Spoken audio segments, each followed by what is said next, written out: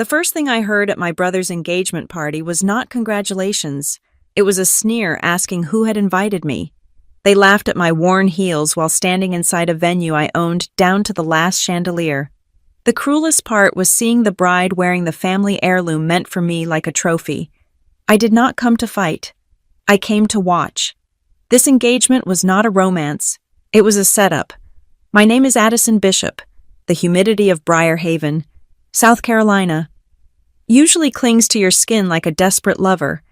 But inside the Tide Glass Hotel, the air was conditioned to a crisp, expensive chill. I stepped through the revolving glass doors and felt the familiar hum of the building beneath my feet. It was a vibration most people would never notice. A subtle frequency of industrial HVAC systems and the rhythmic clatter of 500 guests moving across imported Italian marble. To anyone else, this was just a high-end venue. To me, it was a balance sheet, a renovation schedule, and a portfolio asset. But tonight, I was not the owner of Meridian Gate Holdings.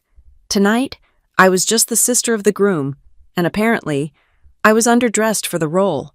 I paused at the entrance of the grand ballroom. My heels were practical, black pumps I had bought on sale 3 years ago, and my dress was a simple navy sheath that had seen better days. It was clean and it fit, which was all I required of it. Around me, the room was a sea of pastel silks and sharp tuxedos, crystal chandeliers, which I remembered approving during a budget meeting 2 years ago, dripped light onto the crowd. The floral arrangements were aggressive, towering structures of white hydrangeas and orchids that blocked sightlines and probably cost more than my first car. I spotted my brother, Grant Mercer, near the center of the room. He looked handsome in a way that made my chest ache, hopeful, eager, and terrifyingly naive. He was laughing at something his fiancée, Madison Klein, was saying. Madison was radiant, a vision in champagne satin, holding court with her bridesmaids. I took a breath and began the long walk toward them. It is a specific kind of torture to walk into a room where you know you do not belong, but it is a different game entirely when you own the room and no one knows it. As I neared the circle, the conversation dipped in volume. I saw Madison's eyes flick toward me. She leaned in close to her maid of honor, a woman with hair sprayed into an architectural marvel, and whispered something. She did not bother to cover her mouth. "The unemployed sister is here," Madison said. The words were soft, but in the acoustic perfection of the ballroom, they landed with the precision of a sniper shot. The maid of honor giggled, a sharp, brittle sound that seemed to infect the group. The laughter spread like a virus. Subtle sideways glances and polite smirks masked behind champagne flutes.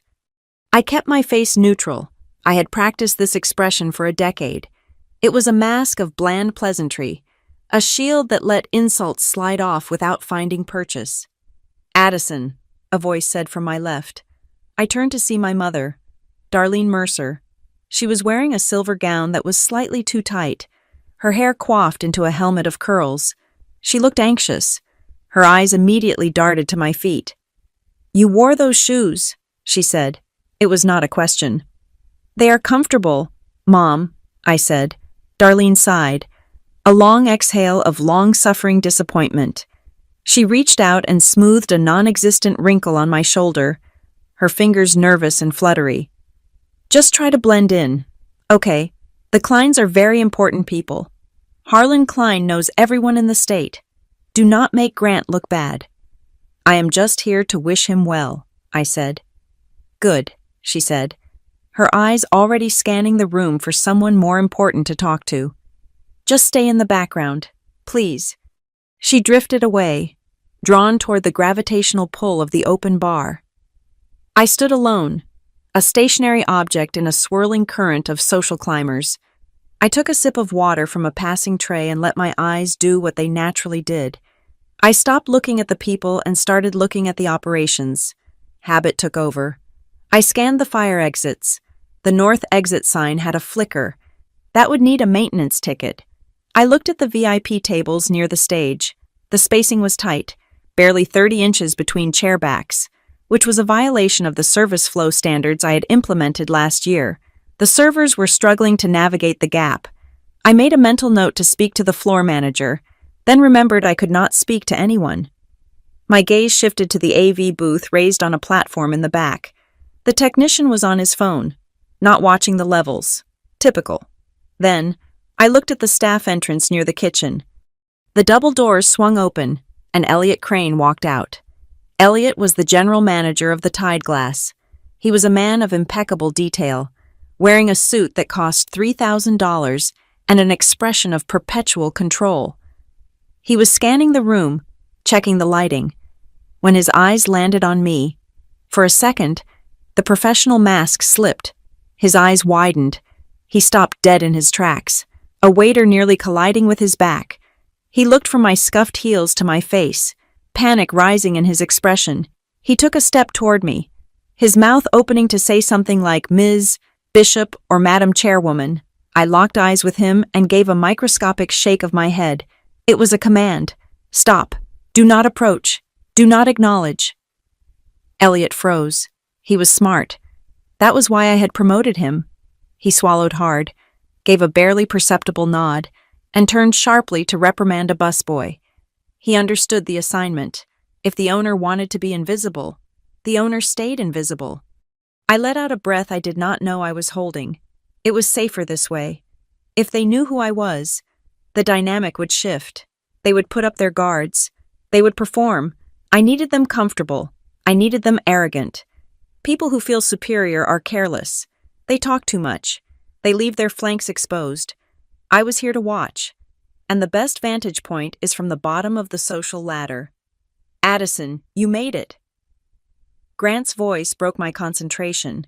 He bounded over to me, grabbing me in a hug that lifted me off my heels. He smelled like expensive cologne and nervous sweat. Hey, kid, I said, patting his back. You look sharp. You have to meet them, Grant said. Pulling back, he was vibrating with energy. Harlan and Verity, they are amazing. Addie, really, they are going to help me get set up in the industry.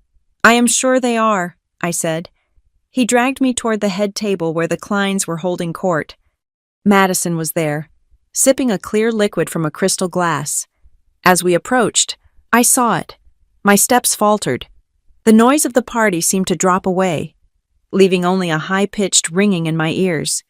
Pinned to the lapel of Madison's dress was a silver hummingbird brooch with a sapphire eye. It was unmistakable. It was vintage. Crafted in the 1950s. It belonged to my grandmother. She had worn it every Sunday. When I was 12, she had held my hand and told me, "When you are grown, this is yours, Addison, because you are the only one who knows how to fly against the wind." After she died, the brooch had vanished. Mom said it had been lost in the hospital shuffle. Yet here it was, gleaming under the chandeliers of my hotel, pinned to the chest of a woman who had just called me unemployed. It was not just jewelry, it was a message. It was a conquest. I felt a cold rage settle in my stomach, heavy and solid as a stone. I forced the corners of my mouth up. I did not look at the brooch. I looked at Madison's face. "Madison," I said, "you look lovely." "Addison," she said, her voice dripping with fake sweetness. She tilted her head, making sure the light caught the sapphire on her chest. "I am so glad you could scrape together the time to come. Grant talks about you occasionally." "He talks about you constantly," I lied.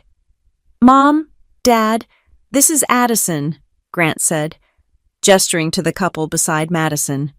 Harlan Klein stood up. He was a large man, taking up too much space. He wore a tuxedo that was a shade too blue, the fabric shimmering under the lights. His watch was the size of a hockey puck, encrusted with diamonds that looked suspiciously cloudy from this distance. "The sister," Harlan boomed. He extended a hand.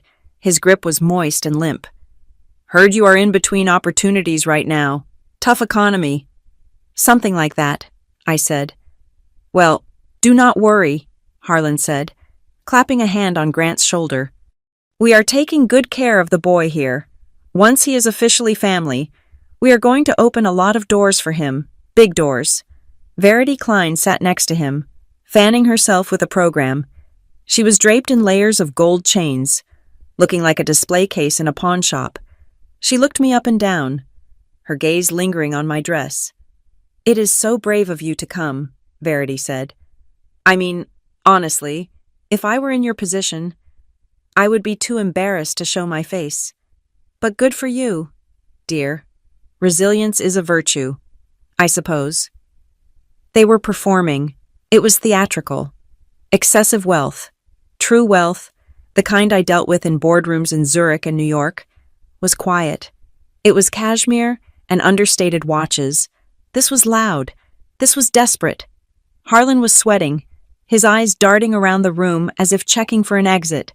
Verity was touching her necklace every 5 seconds. A nervous tick. "We are just so happy to welcome Grant," Harlan said, his voice projecting for the benefit of the nearby tables. "We believe in family supporting family, financially, emotionally, totally." "That is very generous," I said. "It is just who we are," Madison chirped, linking her arm through Grant's. "Grant is going to be so secure with us. Unlike, well, some situations." She smiled at me. It was a smile full of teeth. I looked at Grant. He was beaming, soaking up the attention, completely oblivious to the sharks circling him in polyester blends. He thought he had won the lottery. He thought he had found a safety net. I looked back at the brooch on Madison's chest. The sapphire eye seemed to wink at me. I decided then I was not leaving. My mother wanted me to disappear. Madison wanted me humiliated. Harlan wanted an audience. I would give them what they wanted. I would be the ghost at the feast. I would fade into the beige wallpaper and watch every move they made. I checked my watch. It was 7:15 at night. The speeches were scheduled for 9. I had less than 2 hours. "It was nice to meet you," I said, stepping back. "I will let you get back to your guests." "Grab a plate, Ma, dear," Verity called out as I walked away. "The shrimp is expensive. Enjoy it while you can." I walked toward the edge of the room, finding a spot near a pillar where the shadows were deep. I leaned back against the cool wall and let the mask drop for a fraction of a second. My heart was hammering against my ribs, but my mind was ice cold.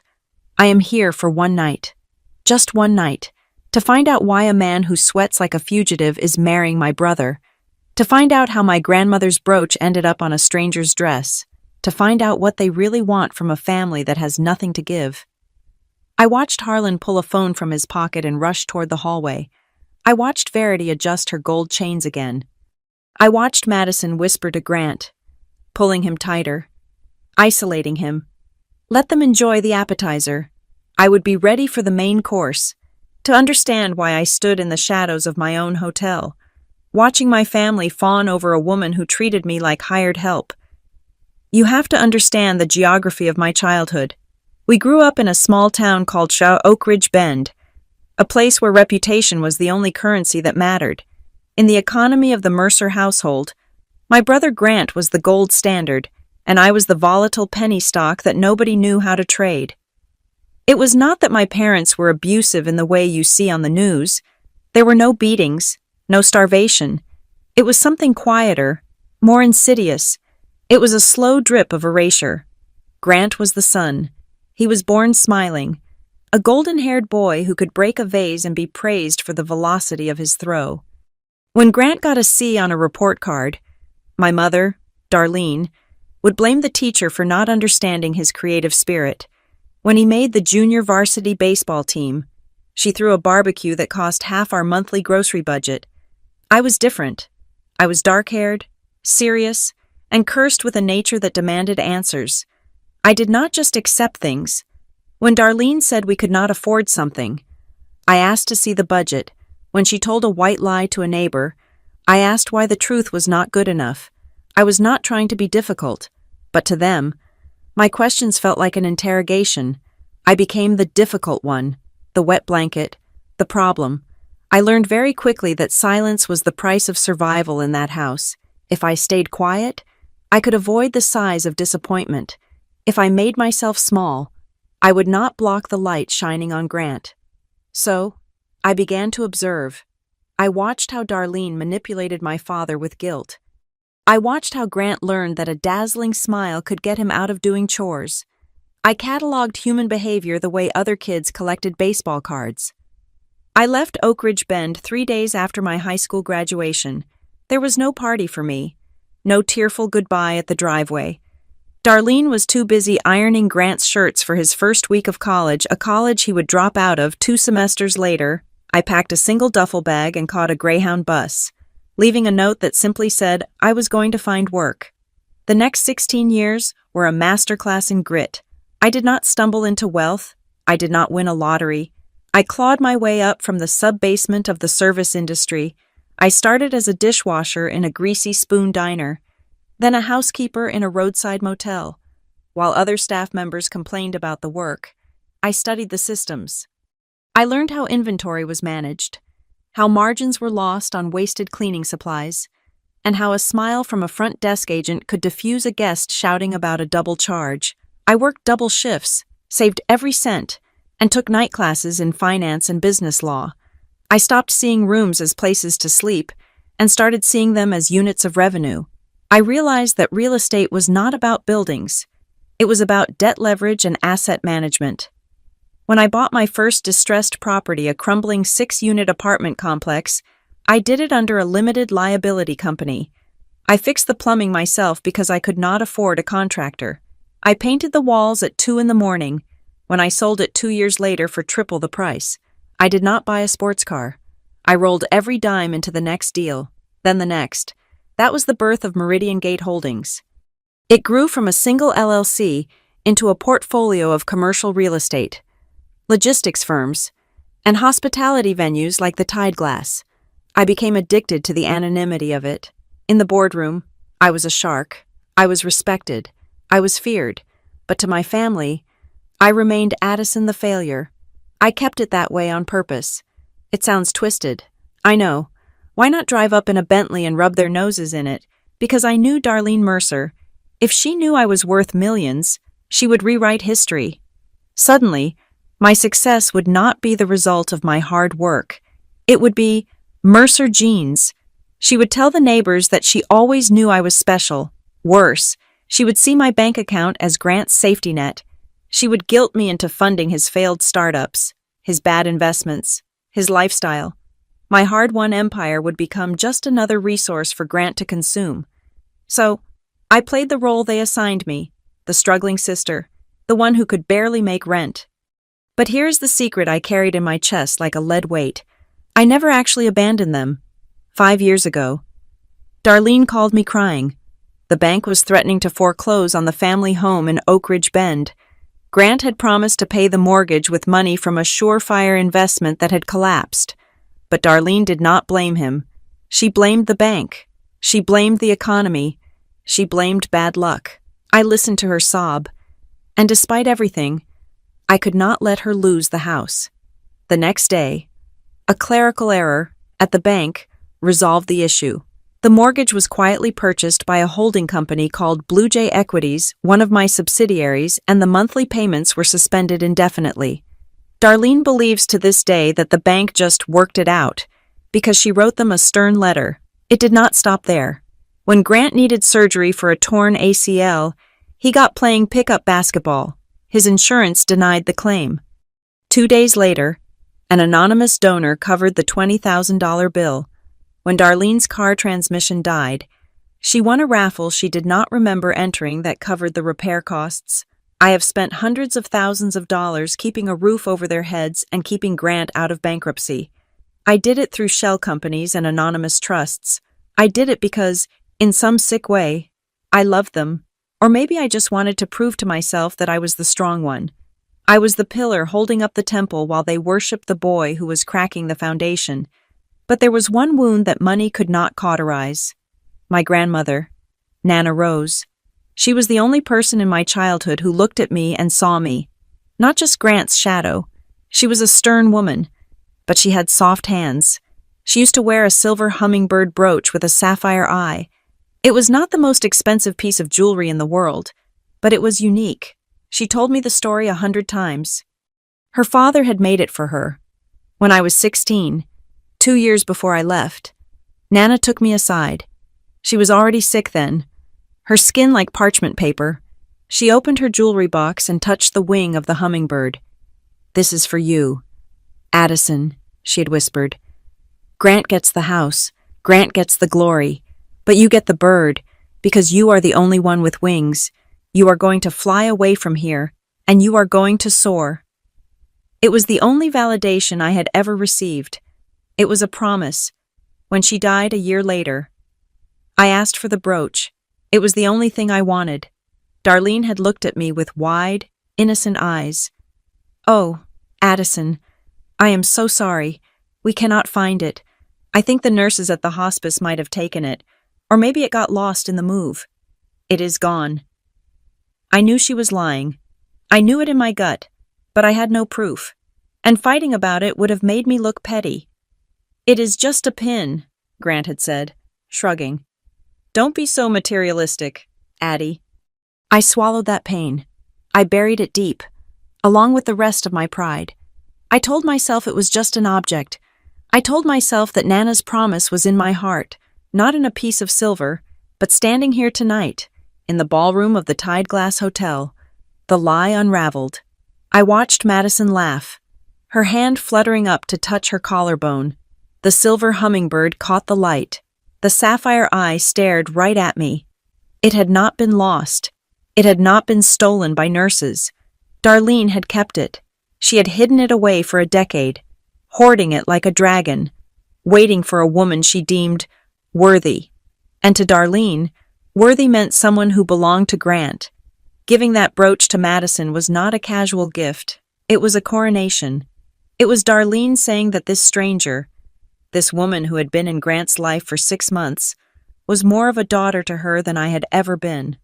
It was a declaration that Madison was the one who deserved to fly, simply because she had attached herself to the golden child.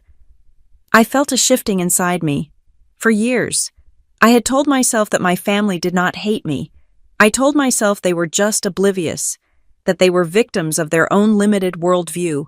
I thought if I just supported them from the shadows, if I just kept them safe, eventually they might see me. I was wrong. They did not hate me. Hate requires passion.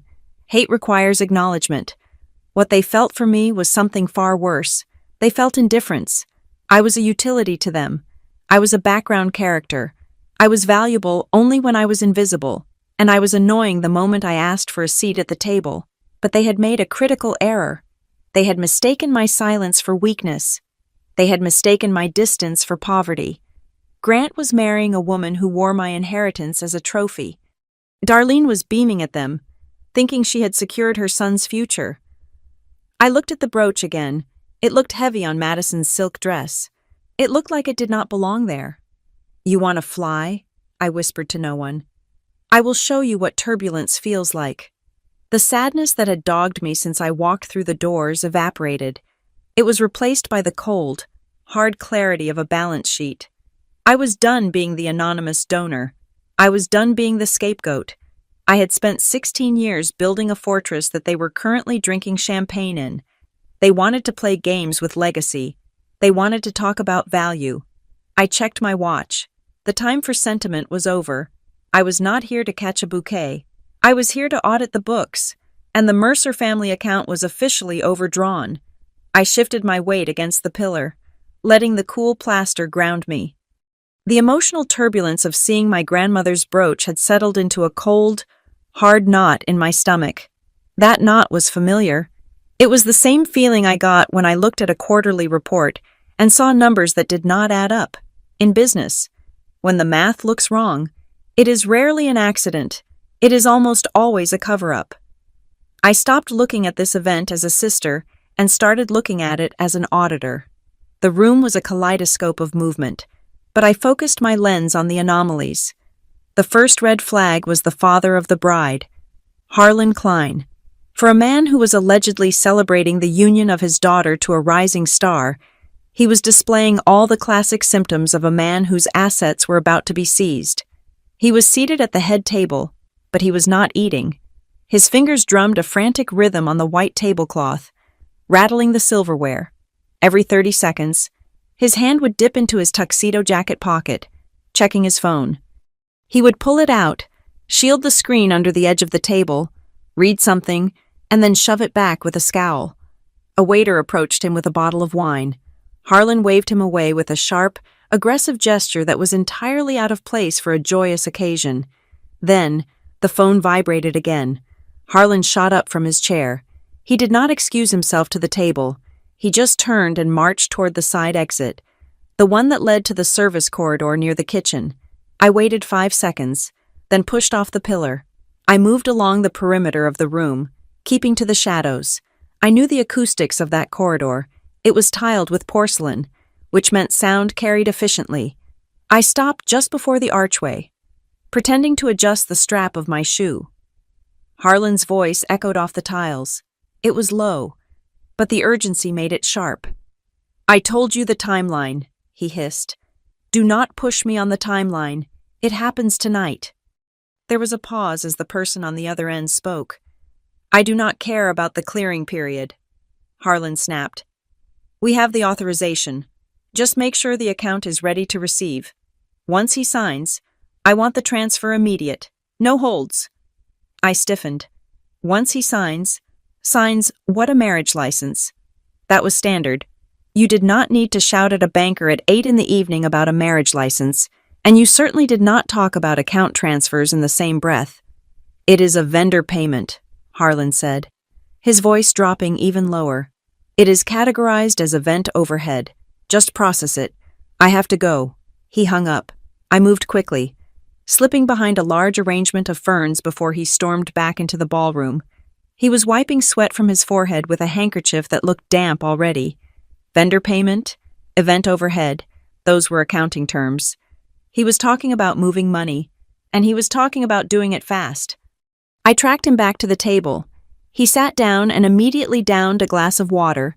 Beside him, his wife, Verity Klein, was a study in nervous energy. If Harlan was the frantic dealmaker, Verity was the paranoid accomplice. She was not eating either. Her left hand was constantly in motion.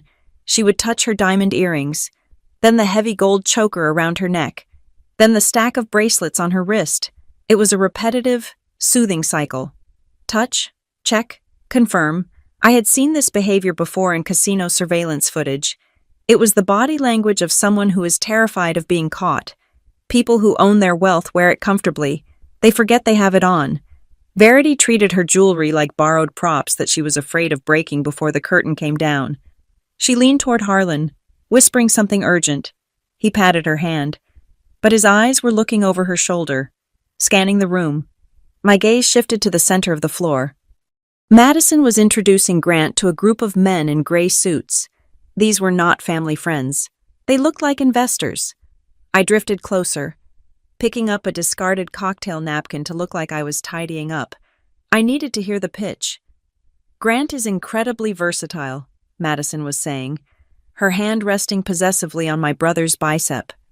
"The merger of our families is really going to unlock some significant capital flow. We are looking at a restructuring of his portfolio post-wedding. Harlan has set up some wonderful opportunities." "Is that right?" one of the suits asked, looking at Grant with mild interest. "What sector?" "Asset management," Madison answered for him. "Grant is going to be the face of a new initiative my father is launching. We are calling it a legacy trust. Very exclusive." Grant nodded, his smile tight. "Yes, Harlan has been great. He says I have the right look for the brand." "The look," Madison corrected, squeezing his arm. "And the access. That is key." My stomach turned. She was not talking about a husband. She was talking about a frontman. Access. Access to what Grant was, a college dropout who worked as a fitness instructor. He had no assets, no capital, and no business experience. Unless they knew about the safety net. A chill went down my spine. Did they know about the anonymous payments? Did they know that every time Grant failed, money appeared? If Harlan Klein was a desperate man, and he certainly looked like one, he might have done a background check that went deeper than a credit score. If he had traced the support payments back to a source, he might think Grant had access to a silent fortune. They were not marrying him for his money. They were marrying him for my money, thinking it was his family trust. I needed physical evidence. Hearsay and body language were enough for a hunch, but not for a conviction. I scanned the room again. Near the entrance to the kitchen, I saw a young man in a black suit who stood out. He was too well dressed to be waitstaff, but too alert to be a guest. He held a thick manila envelope against his chest. He caught the eye of the wedding planner, a harried woman with a headset who was directing the flow of canapés. He nodded to her. She broke away from the servers and walked over to him. I moved parallel to them, using a chocolate fountain display as cover. The man handed the envelope to the planner. "From Mr. Klein," he said. "This is the vendor addendum. He needs it on the clipboard for the signing ceremony." "I thought we were just signing the commemorative certificate on stage," the planner asked, looking confused. "The legal paperwork is usually done privately." "Mr. Klein wants it all done at once," the man said smoothly. "Efficiency. Just slip this in the stack. Make sure it is the top sheet. Grant needs to initial the bottom of page 3 and sign the back." "Okay," she said, tucking the envelope under her arm. "I will handle it. Vendor addendum. You do not sign vendor addendums at a wedding. You sign those when you are modifying a contract with a supplier. Why would the groom need to sign a vendor addendum unless the groom was being designated as the vendor or the payer? If Grant signed that document, he would be legally acknowledging debt or authorizing payment or accepting liability for something Harlan was trying to offload. They were going to trick him into signing a financial death warrant in front of 200 witnesses, disguised as a ceremonial marriage license. I looked at Grant. He was standing near the stage now, laughing at a joke I was sure he did not understand. But the laugh was wrong. It was too loud. It was a bark of sound that cracked at the end. His eyes were wide, the pupils dilated. He was terrified. He knew something was off. I could see it in the way he kept checking his watch, the way he flinched when Harlan clapped him on the back. He was a rabbit in a trap, telling himself that the metal teeth clamping down on his leg were just a hug. I had to get closer. I had to see that document. But before I could take a step, a figure blocked my path. It was Madison. She had moved with the silent speed of a predator, up close. Her makeup was flawless, a porcelain mask that hid everything, but her eyes were hard, flat beads of obsidian. She looked me up and down, her gaze lingering on my shoes with deliberate disgust. "You are hovering," she said. Her voice was low, pitched so only I could hear. It was not the sweet voice she used for Grant. It was cold and metallic. "I am just watching my brother," I said, keeping my face impassive. "He is busy," Madison said. "He has a future to build, a future that does not involve whatever this is." She gestured vaguely at my entire existence. "He is my family," I said. Madison took a step closer. She smelled of expensive orchids and something sharp, like acetone. "Let us be real. Addison, you are an anchor. You drag him down. Darlene told us everything. How you are always negative, how you mooch off them, how you are jealous of Grant's success." I almost laughed. The irony was so thick I could taste it. "Is that what she said?" "Grant is going to be a very important man after tonight," Madison said. "He needs to be surrounded by winners, people who can elevate him, not a sister who shows up in last season's clearance rack heels looking for a free meal." She leaned in, her lips brushing my ear. "You should leave, now, before the speeches. Do not ruin the mood. If you stay, you are just going to embarrass him. And if you embarrass him, you answer to me." She pulled back, flashing a brilliant fake smile for the benefit of a photographer passing by. "Think about it," she said cheerily, then turned and floated back toward the VIP table. I stood there, the blood humming in my ears. It was not just snobbery, it was a tactical strike. They were not just trying to insult me, they were trying to remove me. They needed the field clear. They needed Grant isolated, insecure, and desperate for their approval. If I was there, if I was watching, I was a variable they could not control. I was a witness. Madison's threat confirmed everything. They were terrified of anyone looking too closely at this wedding. They wanted to cut Grant off from his past, sever the lines of communication, and rewrite his reality until he believed that they were his only salvation. They did not just want to marry him, they wanted to consume him. I looked at the wedding planner, who was placing the thick envelope onto a podium near the stage. I looked at Harlan, who was wiping his hands on a napkin.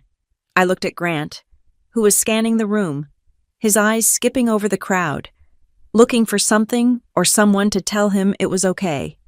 He was looking for me, and Madison had just ordered me to leave the building. I took a slow breath. The air in the ballroom felt thin. Charged with the electricity of a coming storm, I was not going anywhere. I reached into my purse and touched the cold metal of my phone. It was time to stop watching and start working. I needed to know exactly what was in that envelope, and I needed to know exactly who Harlan Klein owed money to. They wanted to play chess fine, but they forgot one thing. I owned the board. The air in the ballroom had become stifling, heavy with the scent of lilies and ambition. I had just turned away from the chocolate fountain, my mind racing with the implications of the vendor addendum, when a hand clamped onto my forearm. It was not a gentle touch.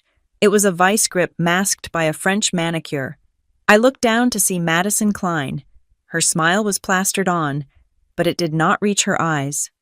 Those eyes were cold, calculating, and entirely devoid of the warmth she projected for the cameras. "We need to chat," she said, her voice bright and airy, loud enough for a passing waiter to think we were just two sisters-in-law sharing a moment. Just a quick girl talk. Before I could object, she steered me toward the double doors leading to the restrooms.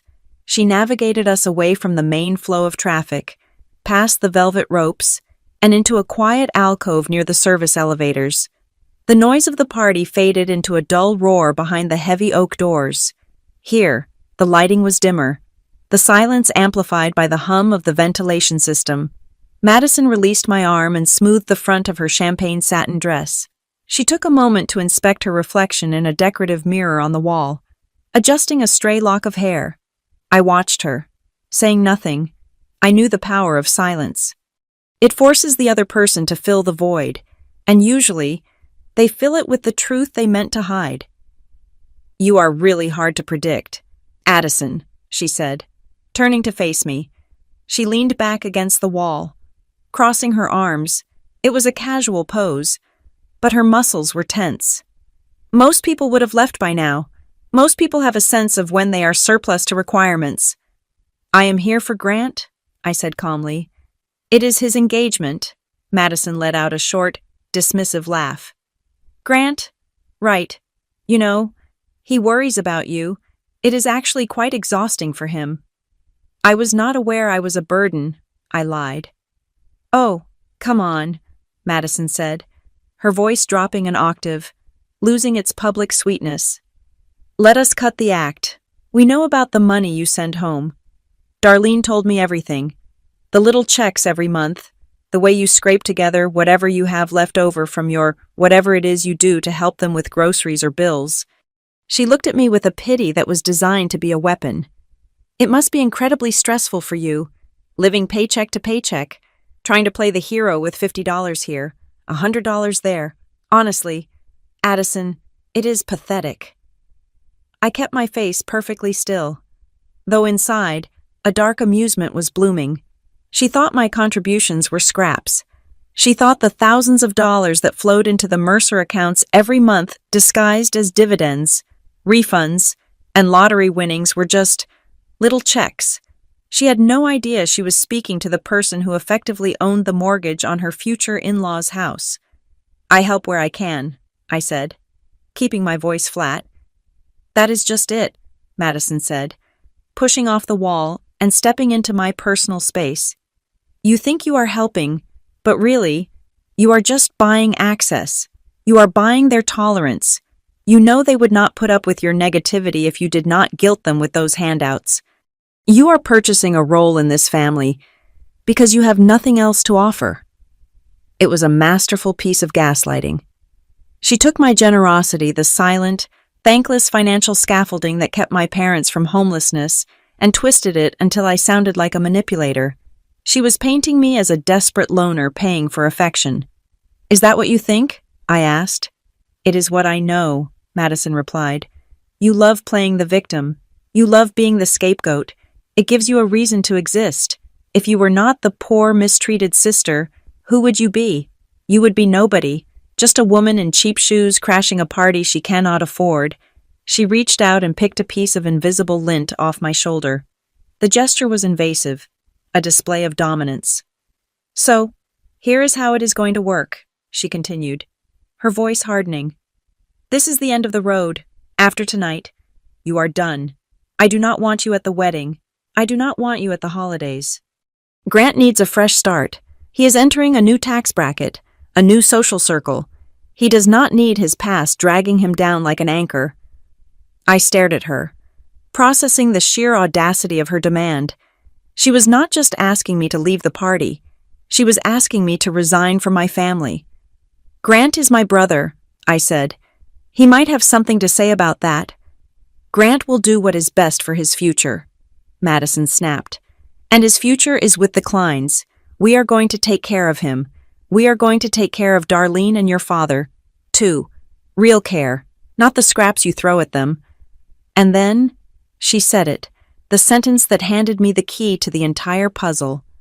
Grant is the one with the potential, she said, her eyes gleaming with greed. Once we are married, his assets are going to be properly managed. Harlan will ensure the family estate is secure. After the wedding, his family will be safe. Harlan guarantees it. I froze. His assets, the family estate. The pieces slammed into place with the force of a physical blow. My parents did not have an estate. They had a house in Oak Ridge Bend that would have been foreclosed on 5 years ago if I had not secretly bought the debt. They had a car that I paid to repair. They had zero savings. But Madison and Harlan did not know that. They saw the lifestyle. They saw that Darlene never seemed to run out of money despite having no income. They saw that the house was always safe despite the market crashes. And because Darlene was too proud to admit her daughter was saving her, and because I was too secretive to take credit, the Kleins had drawn the only logical conclusion their greedy minds could conceive. They thought the money came from Grant. They thought Grant was sitting on a trust fund or a secret inheritance. They thought he was the golden goose. They believed the golden child myth so completely that they assumed his charm was backed by capital. Madison was trying to exile me because she wanted sole access to a fortune that did not exist. She was trying to cut me off from a money supply that was actually coming from me.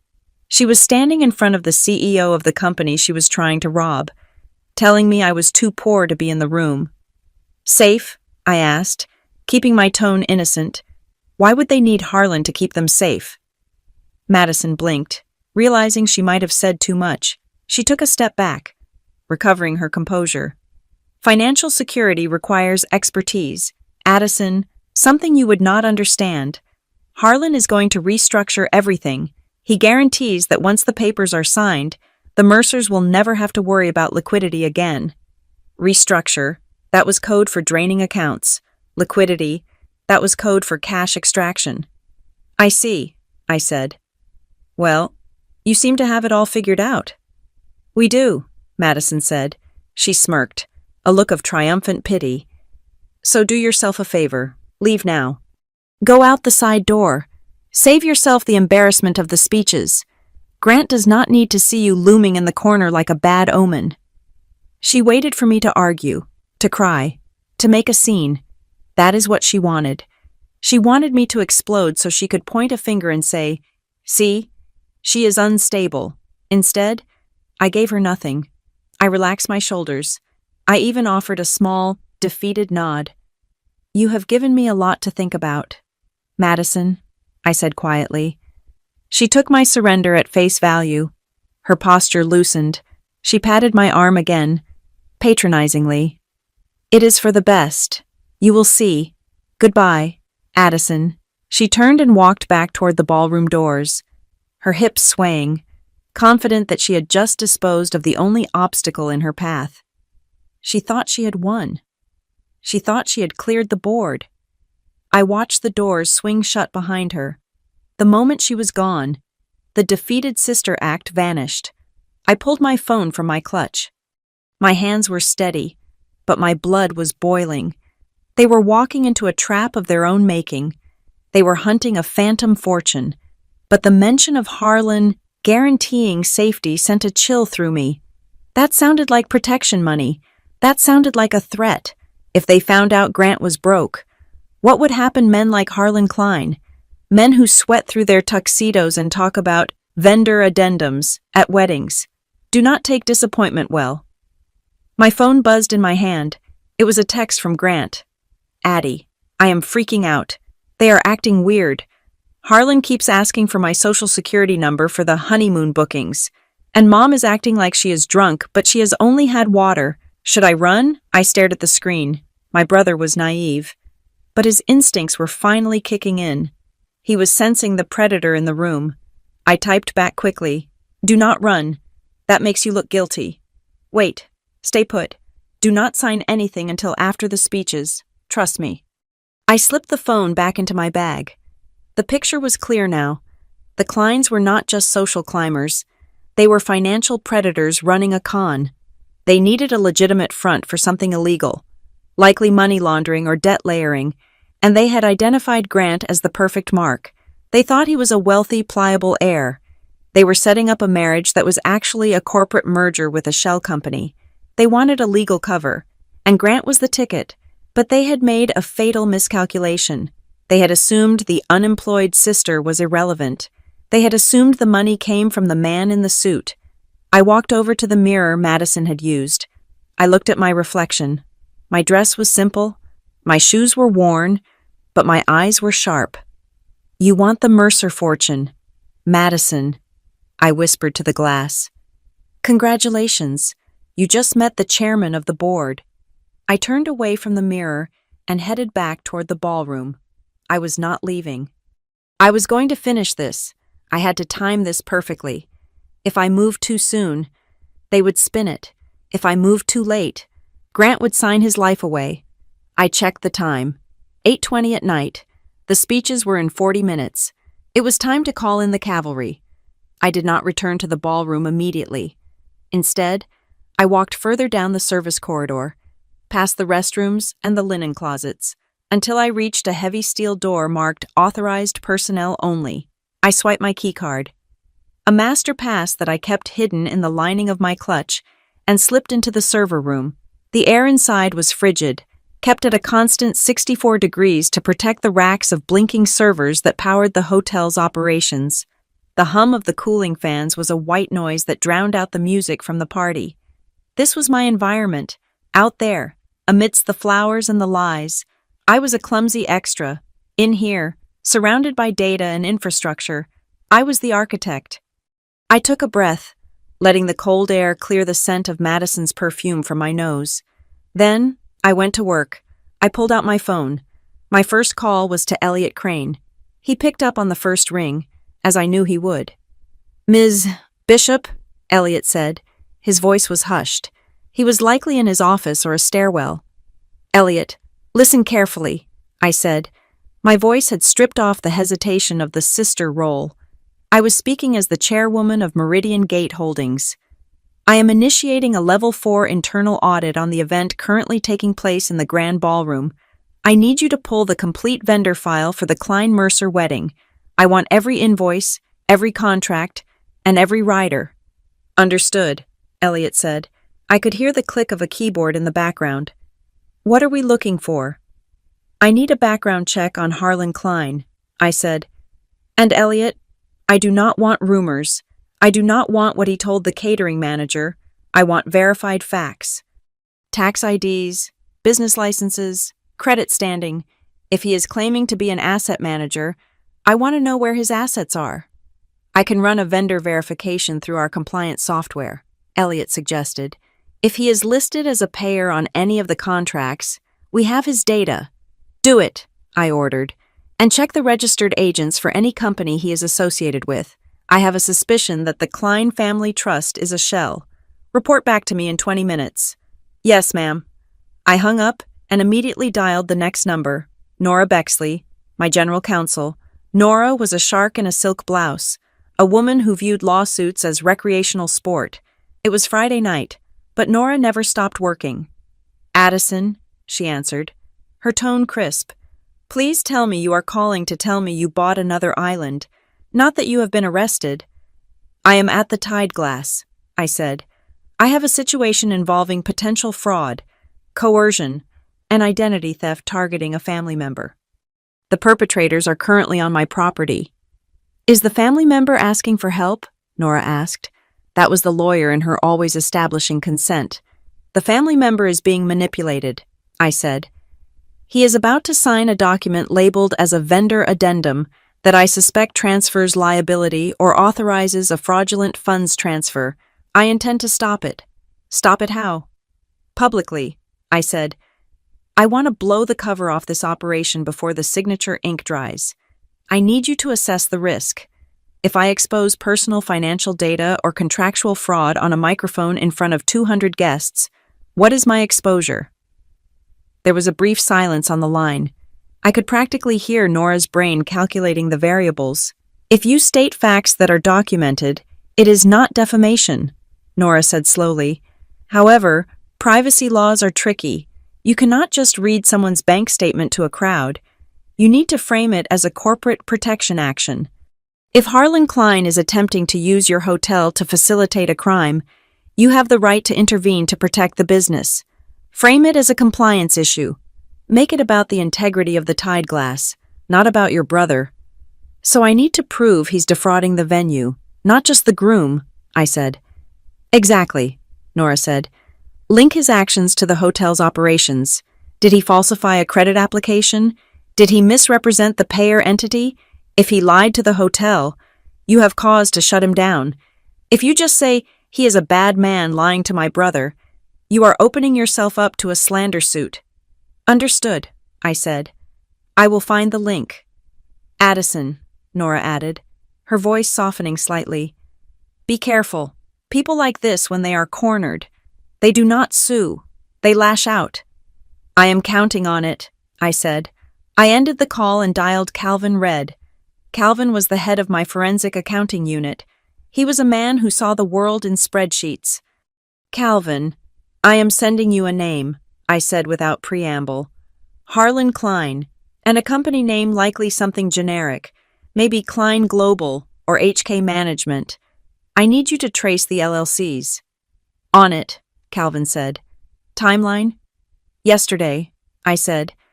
I need to know if he has any active lawsuits. I need to know if he has filed for bankruptcy under a different name. And Calvin, this is crucial. I need a clean chain of evidence. Everything you find. I need it time-stamped and source-verified. If I have to hand this to a district attorney tomorrow, I want it bulletproof. No conjectures. Just hard data. I will put the team on it, Calvin said. If he has moved money through any system we have access to, we will find it. Check for a vendor addendum scam, I said. It is a classic move. Over-invoicing a wedding or an event, getting the client to sign off on additional costs, but the payment creates a recurring authorization. The old open-door fraud, Calvin muttered. Nasty. I will check the payment gateways associated with the event. Give me 30 minutes. I hung up. The digital net was cast. Now for the physical one. I texted Marcus Vale, my head of security. He was not on site, but he had access to the Tide Glass surveillance feed and could direct the on-site team. Target Harlan Klein and an associate, male, late 20s, carrying a large manila envelope. I need eyes on the side exits and the parking garage. Do not stop them. Do not engage. I just need to know if they try to run, if they move toward a vehicle. Get the plate number. Marcus replied instantly with a thumbs-up emoji. I put the phone away. My heart was beating with a slow, heavy rhythm. The fear and hurt I had felt earlier were gone, replaced by the cold adrenaline of the deal. I checked my reflection in the darkened glass of a server rack. I fixed a loose strand of hair. I smoothed my dress. I had to go back out there. I had to play the part. If I stayed away too long, they would get suspicious. I needed them to think I was cowed. I needed them to think Madison's little pep talk had worked. I left the server room and walked back down the corridor. As I pushed open the doors to the ballroom, the noise of the party hit me like a physical wave. The band was playing a jazz cover of a pop song. Waiters were circulating with trays of filet mignon bites. I adopted a posture of defeat. I rounded my shoulders slightly. I kept my head down. I walked toward the back of the room, avoiding eye contact. I saw Madison across the room. She was holding court near the bar, laughing with her head thrown back. She spotted me, and a smug smile curled her lips. She gave a tiny nod to her mother. Verity, see, I handled her. I found a quiet table in the back corner and sat down. I did not have to wait long. There you are. My mother, Darlene, appeared beside me. She looked frazzled. Her silver dress was wrinkling at the waist, and she had a glass of white wine that was 3/4 empty. She pulled out a chair and sat down heavily. I have been looking everywhere for you, Darlene said. Madison told me you two had a talk. We did, I said, staring at the tablecloth. She said you were difficult, Darlene said, lowering her voice to a harsh whisper. Addison, why do you have to be like this today of all days? I did not do anything. Mom, I said. She told me I should leave. Darlene sighed, the sound of a martyr who has carried a heavy cross for too long. Well, can you blame her? You come in here with that gloomy face, wearing those shoes you stick out. Addison, you make people uncomfortable. She reached out and touched my hand. Her fingers were cold. Look, Madison is upset. She feels like you are judging her. She says you were hovering. Just go over there and apologize. I looked up at her. Apologize for what? For ruining the mood. Darlene hissed. For being you. Just tell her you are sorry. Tell her she looks beautiful, and promise to smile for the rest of the night. Do it for Grant. Do it for me. If you make a scene, if you make Madison unhappy, Harlan might pull back, and Grant needs Harlan. We all need Harlan.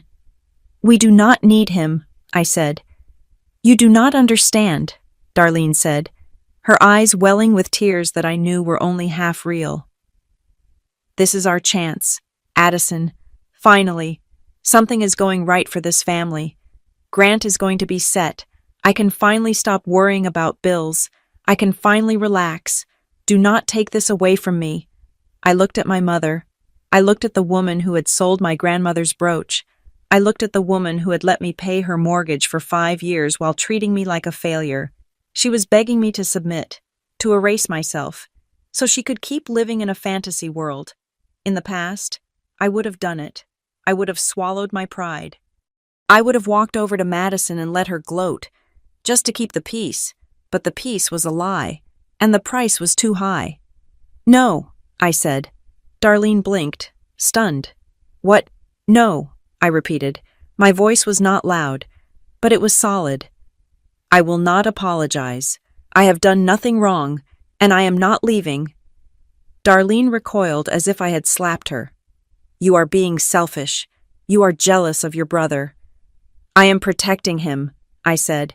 He does not need your protection. Darlene snapped. He needs his family to support him. You are just bitter because no one ever threw a party like this for you. She stood up, her chair scraping loudly against the floor.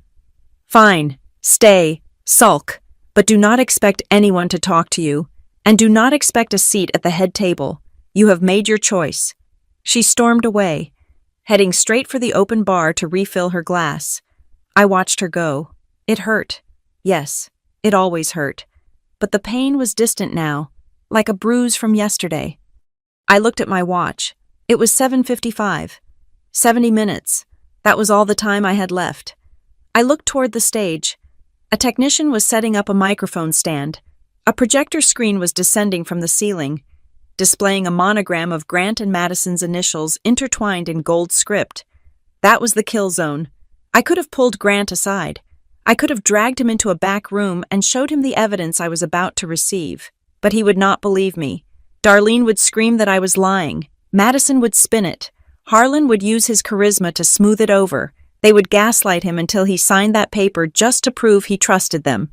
Private interventions only work when the victim is willing to listen. Grant was not willing. He was indoctrinated. To save him, I had to break the spell, and to break the spell, I had to destroy the illusion entirely. I had to turn the lights on. I needed the audience. I needed the witnesses. I needed the shame that only comes from public exposure. My phone vibrated. It was a message from Elliot. I have the file. You are going to want to see this. Harlan Klein is not an asset manager.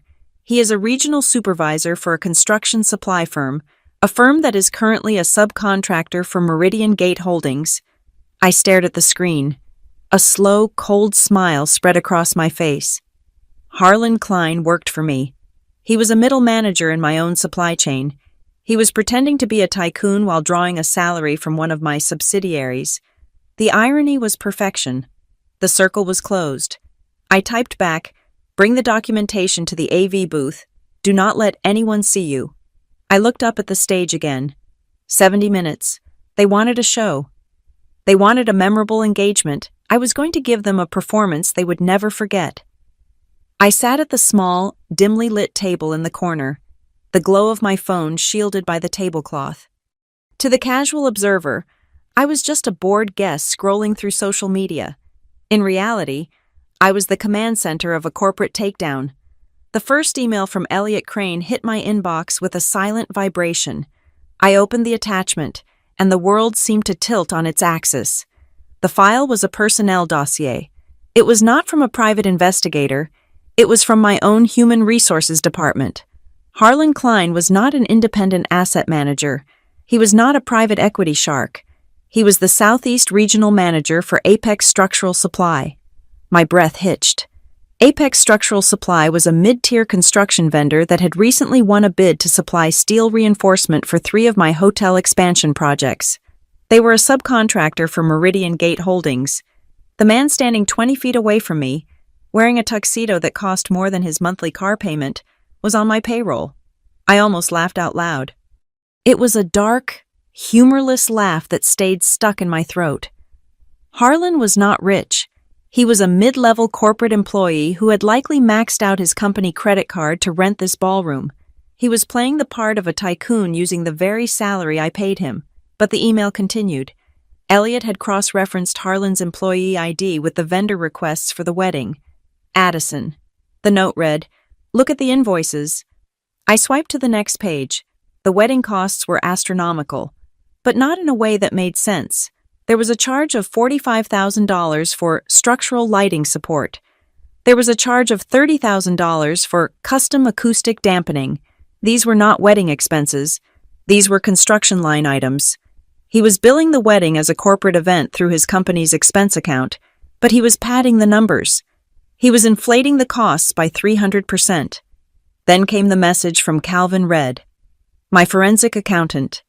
Subject: the LLC chain. We found the leak. The money isn't going to the hotel. The vendor addendum directs all overages and discretionary service fees to a third-party entity called HK Legacy Solutions, LLC. I ran the registered agent for HK Legacy.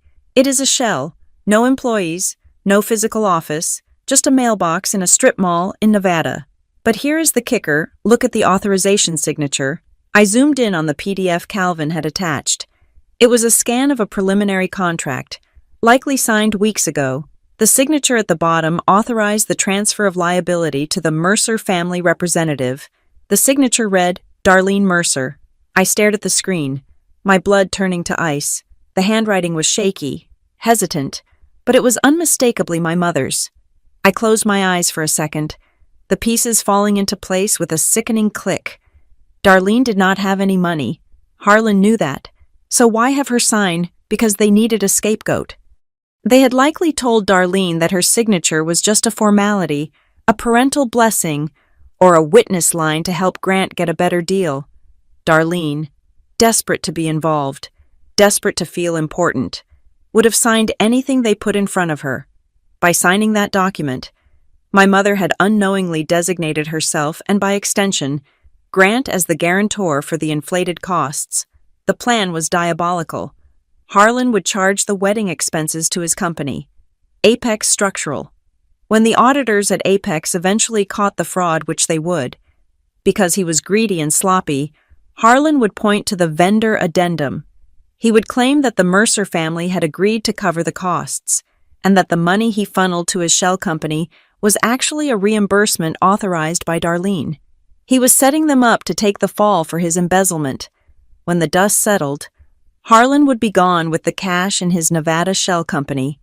Apex would sue Darlene and Grant for hundreds of thousands of dollars in fraud. My mother would lose her house.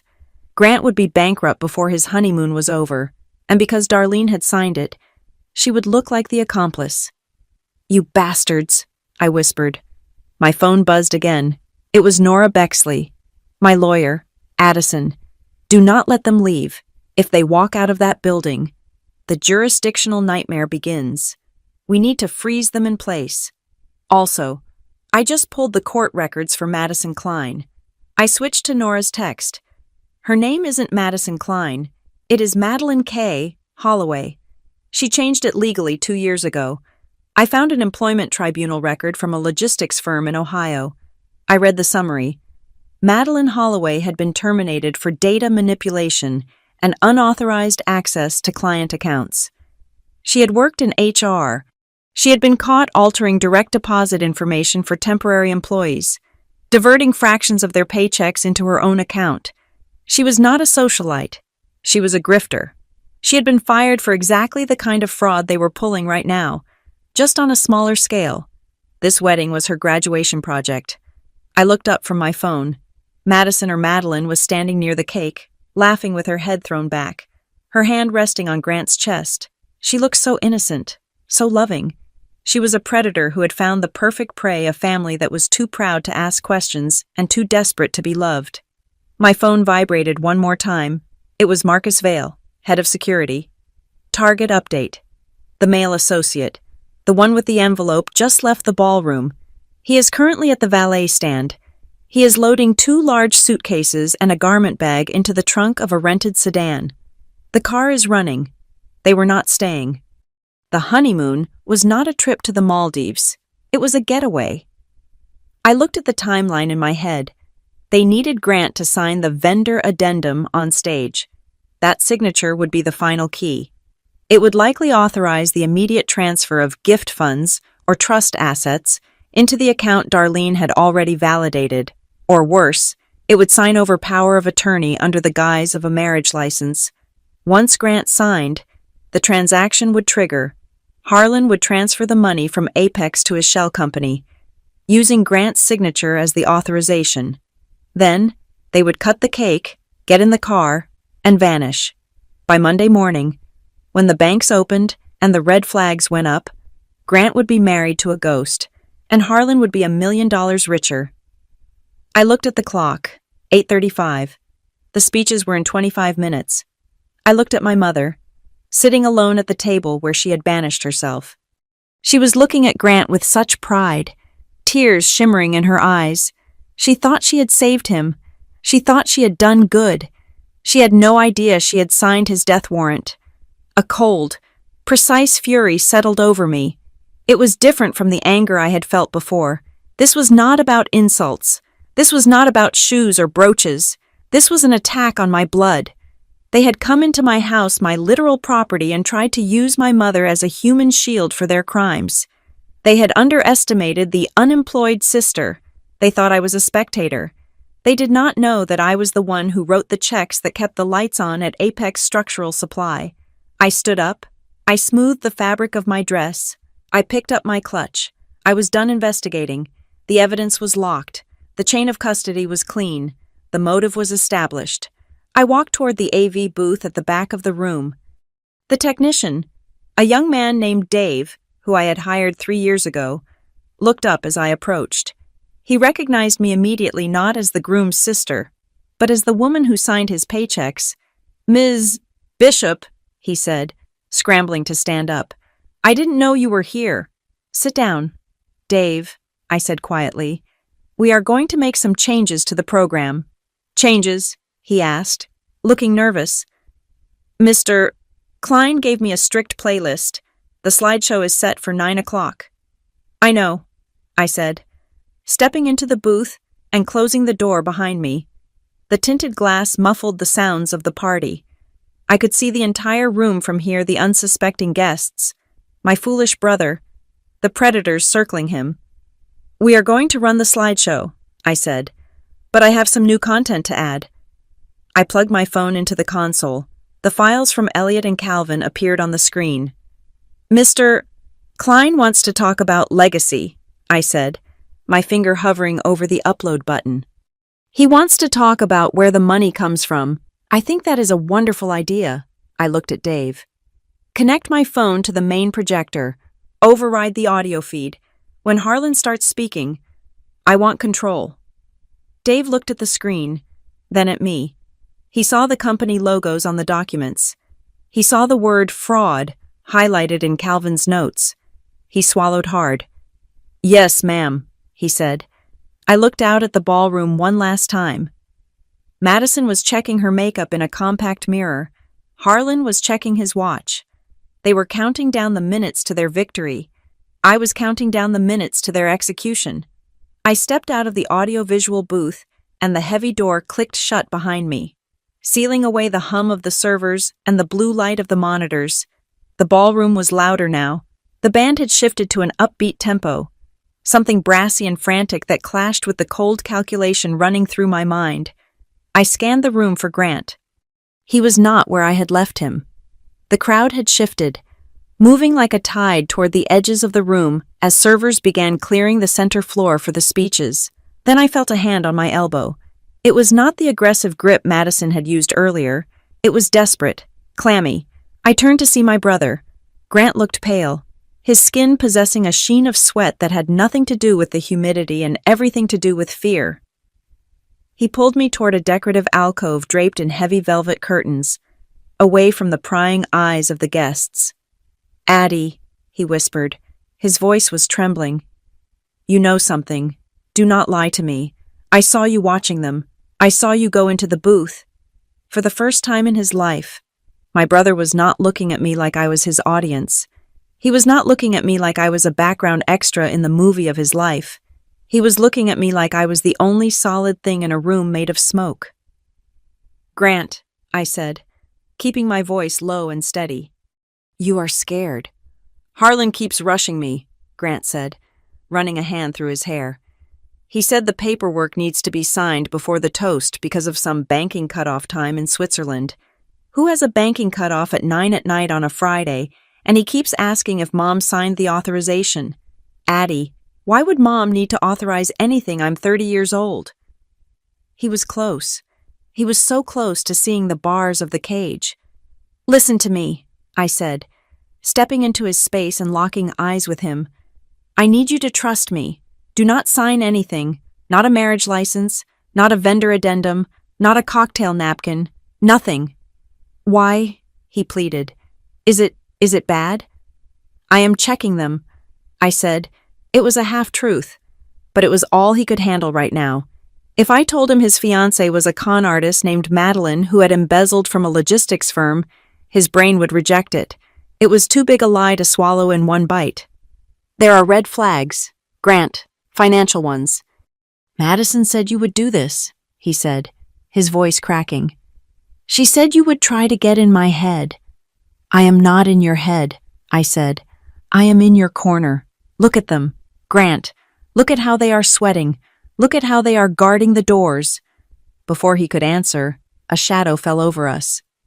"Grant," the voice was high, pitched to a frequency of perfect distress.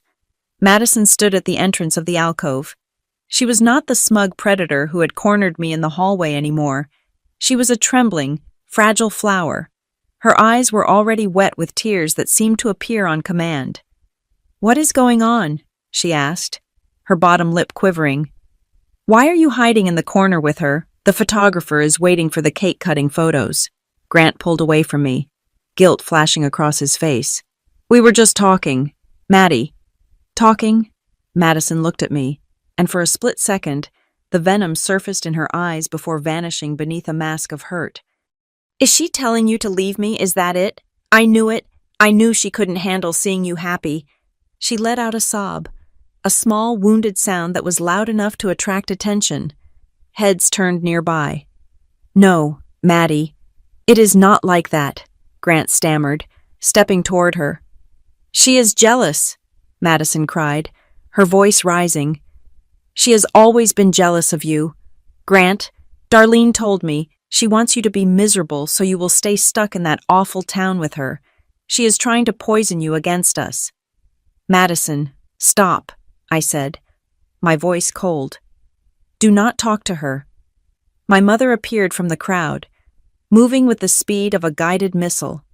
Darlene placed herself physically between me and Madison, wrapping an arm around the weeping bride. Addison, Darlene hissed. Her face was flushed with wine and indignation. What are you doing? I told you to behave.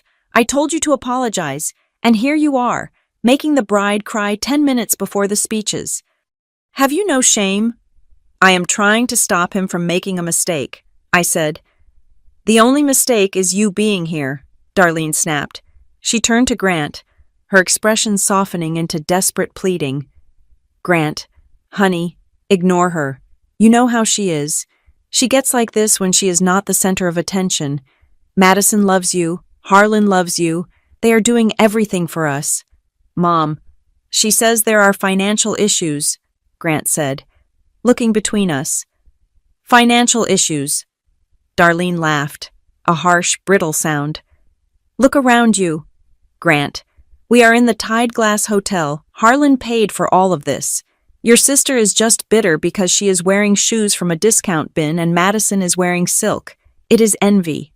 Pure, ugly envy. I felt a sharp pain in my chest. Familiar and old. It was the specific pain of being erased by your own mother. She did not just prefer Grant. She actively rewrote reality to protect his fragile ego, even if it meant painting me as a villain. I looked at Madison. She was burying her face in Darlene's shoulder, shaking with fake sobs. But I saw her hand. She was clutching her lapel. I saw the silver hummingbird. Envy, I asked quietly. Is that what you think this is? I pointed a finger at the brooch on Madison's chest. Mom, look at that. Do you recognize it? Darlene froze. She looked down at the hummingbird.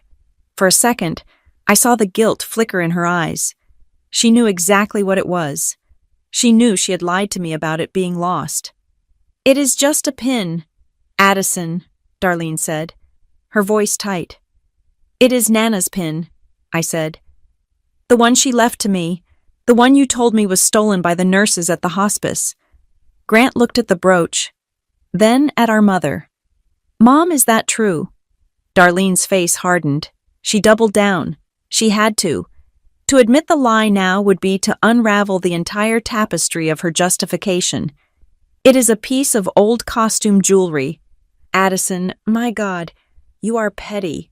Darlene spat. Madison liked it. It matched her dress. I gave it to her because she is becoming family. She is a daughter to me, a real daughter who appreciates what we do for her. The words landed like a physical slap. A real daughter. You gave my inheritance to a stranger, I said, my voice shaking despite my best efforts. Not because she matters, but because she is buying you. You sold me out for a party. Mom? Stop it, Madison shrieked, pulling away from Darlene. She is ruining everything. Harlan is going to be so angry if he sees this. He will pull the funding. He will cancel the trust. She looked at Grant, terror in her eyes. Grant, if your sister does not leave right now, my father is going to walk, and he will take the future with him. Do something. Grant looked at me. He looked at the tears streaming down Madison's face. He looked at Darlene, who was glaring at me with pure hatred. The pressure was too much for him. He was weak. He had been trained to be weak. Addie, Grant said, his voice hollow, maybe you should go outside, just for a bit, until things calm down. I looked at him. I saw the apology in his eyes, but I also saw the cowardice. He was choosing the path of least resistance. He was choosing the lie because the truth was too hard to fight for. If I stayed here and argued, I would lose. Madison would scream louder. Darlene would create a scene. Security would be called not my security, but the hotel staff who did not know who I was yet, and I would be escorted out as the crazy sister. And then, 5 minutes later, A guilt-ridden Grant would sign that paper just to prove to Madison that he loved her. Emotional logic always wins in the dark. I needed to turn on the lights. "Okay," I said. I took a step back. "I will go." Madison stopped crying instantly. She sniffed, wiping her eyes with a delicate motion. "Thank you. Just stay out of sight until we leave." Darlene let out a sigh of relief. "Thank goodness." "Grant, fix your tie. You look a mess." I looked at my family one last time. My mother, the unwitting accomplice, my brother, the lamb being led to the slaughter, and Madison, the butcher holding the knife. "I am not leaving the hotel," I said, "but I will leave you alone." I turned and walked away.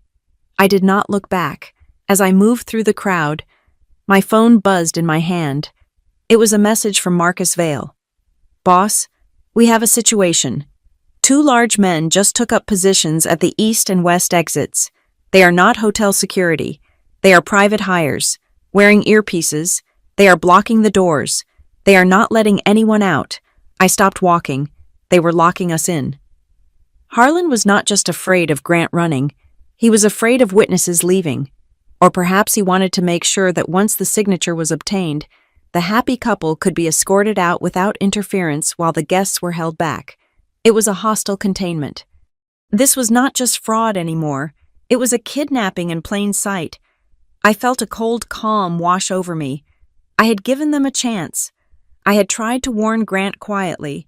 I had tried to appeal to my mother's conscience. They had spat in my face. They wanted to control the room. They wanted to lock the doors. Fine. I would lock them in here with me. I typed a message to Elliot Crane. "Initiate Protocol 0. Override the main AV system. Lock out the local controls. I want the microphone live in 2 minutes." Elliot replied instantly. "Copy that. System is yours." I walked toward the side of the stage. The lights in the ballroom began to dim, signaling the start of the speeches. A spotlight hit the center of the stage, where Harlan Klein was stepping up to the microphone, his smile wide and predatory. "Ladies and gentlemen," Harlan boomed, his voice echoing through the expensive speakers I had paid for. "If everyone could take their seats, we have a very special announcement to make." Grant and Madison were standing at the foot of the stage. Madison was beaming, clutching Grant's arm. Darlene was clapping enthusiastically. I stepped into the shadows near the amplifier rack. Harlan reached into his pocket and pulled out a folded piece of paper, the vendor addendum. "Tonight is about family," Harlan said. "It is about trust, and it is about the future." I watched him. I watched the way his eyes darted to the exits, checking on his hired muscle. "Go ahead." "Harlan," I whispered. "Start the show." I gripped my phone. The app for the hotel's projection system was open on my screen. My thumb hovered over the play button. They thought they were writing the story. They thought I was the extra who had been written out of the script. They were about to find out that the extra was the director, and the director just called action. The glow of my phone screen was the only thing anchoring me to reality. Around me, the ballroom was a swirl of manic energy. The band was playing a frenetic jazz number. The guests were laughing with the kind of abandon that comes from an open bar, and the air was thick with the scent of lilies and expensive perfume. But in the palm of my hand, the world was breaking down into binary code, revealing the skeleton of the lie my family was living. I refreshed my inbox. It was 8:42 in the evening. The email from Calvin Red arrived with a silent notification. The subject line was simply, "The link." I opened the attachment. It was a flowchart, stark and brutal in its simplicity. Calvin had traced the corporate lineage of HK Legacy Solutions, the shell company Harlan Klein was using to invoice the wedding expenses. HK Legacy Solutions did not have an office. It had a mailbox at a shipping center in a strip mall in Nevada, but the registered agent listed on the filing was a man named Peter S. Vance. Calvin had run a cross-check. Peter S. Vance was also the registered agent for Apex Structural Supply, the company where Harlan was employed as a regional manager. The circle was closed. Harlan was awarding contracts to himself. He was using his position at Apex to approve the inflated invoices for the wedding. which were then being paid out to his own shell company. But he needed a fall guy. He needed someone to hold the bag when Apex eventually audited the books and realized they had paid for $50,000 worth of non-existent structural lighting. That was where the vendor addendum came in. I scrolled to the second attachment. It was a document Nora Bexley had pulled from a shared cloud drive that Madeline or Madison, as she called herself, had carelessly left open on a public wedding registry server. It was an internal email between Harlan and a lawyer who specialized in bankruptcy protection. The timestamp was from 2 days ago. The message read, "The groom is pliable. We will get the signature on the vendor addendum tonight after the speeches. Once he signs, transfer the liability to the Mercer account immediately. We need the funds in the offshore hold by Monday morning." My stomach turned over. The groom is pliable. They talked about my brother like he was a piece of soft clay they could mold into a scapegoat. They were not just stealing money. They were stealing his life. They were going to saddle him with hundreds of thousands of dollars in corporate debt, bankrupt him, and leave him to rot while they disappeared with the cash. But the worst revelation was yet to come. I opened the final file. It was a scanned PDF labeled Family Support Authorization. My breath caught in my throat. It was a document on Apex structural letterhead. It stated that the undersigned agreed to assume full financial responsibility for any overages related to the Tide Glass event, acknowledging that these costs were for personal family enhancement and not corporate business. At the bottom of the page, in shaky blue ink, was a signature I knew better than my own. Darlene Mercer. I stared at the screen until my vision blurred. My mother. She had signed it. I closed my eyes, picturing the moment. Harlan probably approached her with a smile, telling her it was just a formality. Maybe he told her it was a permission slip to let Grant have extra flowers. Maybe he told her it was to ensure Grant got credit for the party. And Darlene, desperate to be relevant, desperate to be the benevolent matriarch, had signed her name without reading a single line. She had authorized them to ruin us. The anger that flared in my chest was hot and white. It was not anger at Darlene's stupidity, I was used to that. It was anger at Harlan and Madison for weaponizing my mother's love against her. They had taken her desire to provide for her son and turned it into the weapon that would destroy him. I looked up. Darlene was standing near the cake table, holding a glass of champagne. She looked radiant. She looked proud. She had no idea that the piece of paper she had signed was a demolition order for her entire life. I checked the time. 8:48. I needed to secure the perimeter. Harlan had his hired muscle at the doors, blocking the exits to keep the witnesses inside. Two can play at that game. I texted Marcus Vale. "Marcus, listen to me. I do not want a confrontation at the doors. If we try to force them open, it will cause a panic. Instead, I want you to jam the flow. Go to the valet stand. Tell them the key retrieval system has crashed. Tell them a truck has broken down in the main driveway. I want a gridlock. No car leaves this property until I say so," Marcus replied instantly. "Consider it done. We will stack the cars 3 deep. Nobody is getting out of here fast." Good. If Harlan tried to run, he would find himself trapped in a sea of luxury sedans with nowhere to go. Next, I messaged Elliot Crane. "Elliot, I am ready. I need you to confirm that the Tide Glass projection system is linked to my device. I am uploading the file now." "Confirmed.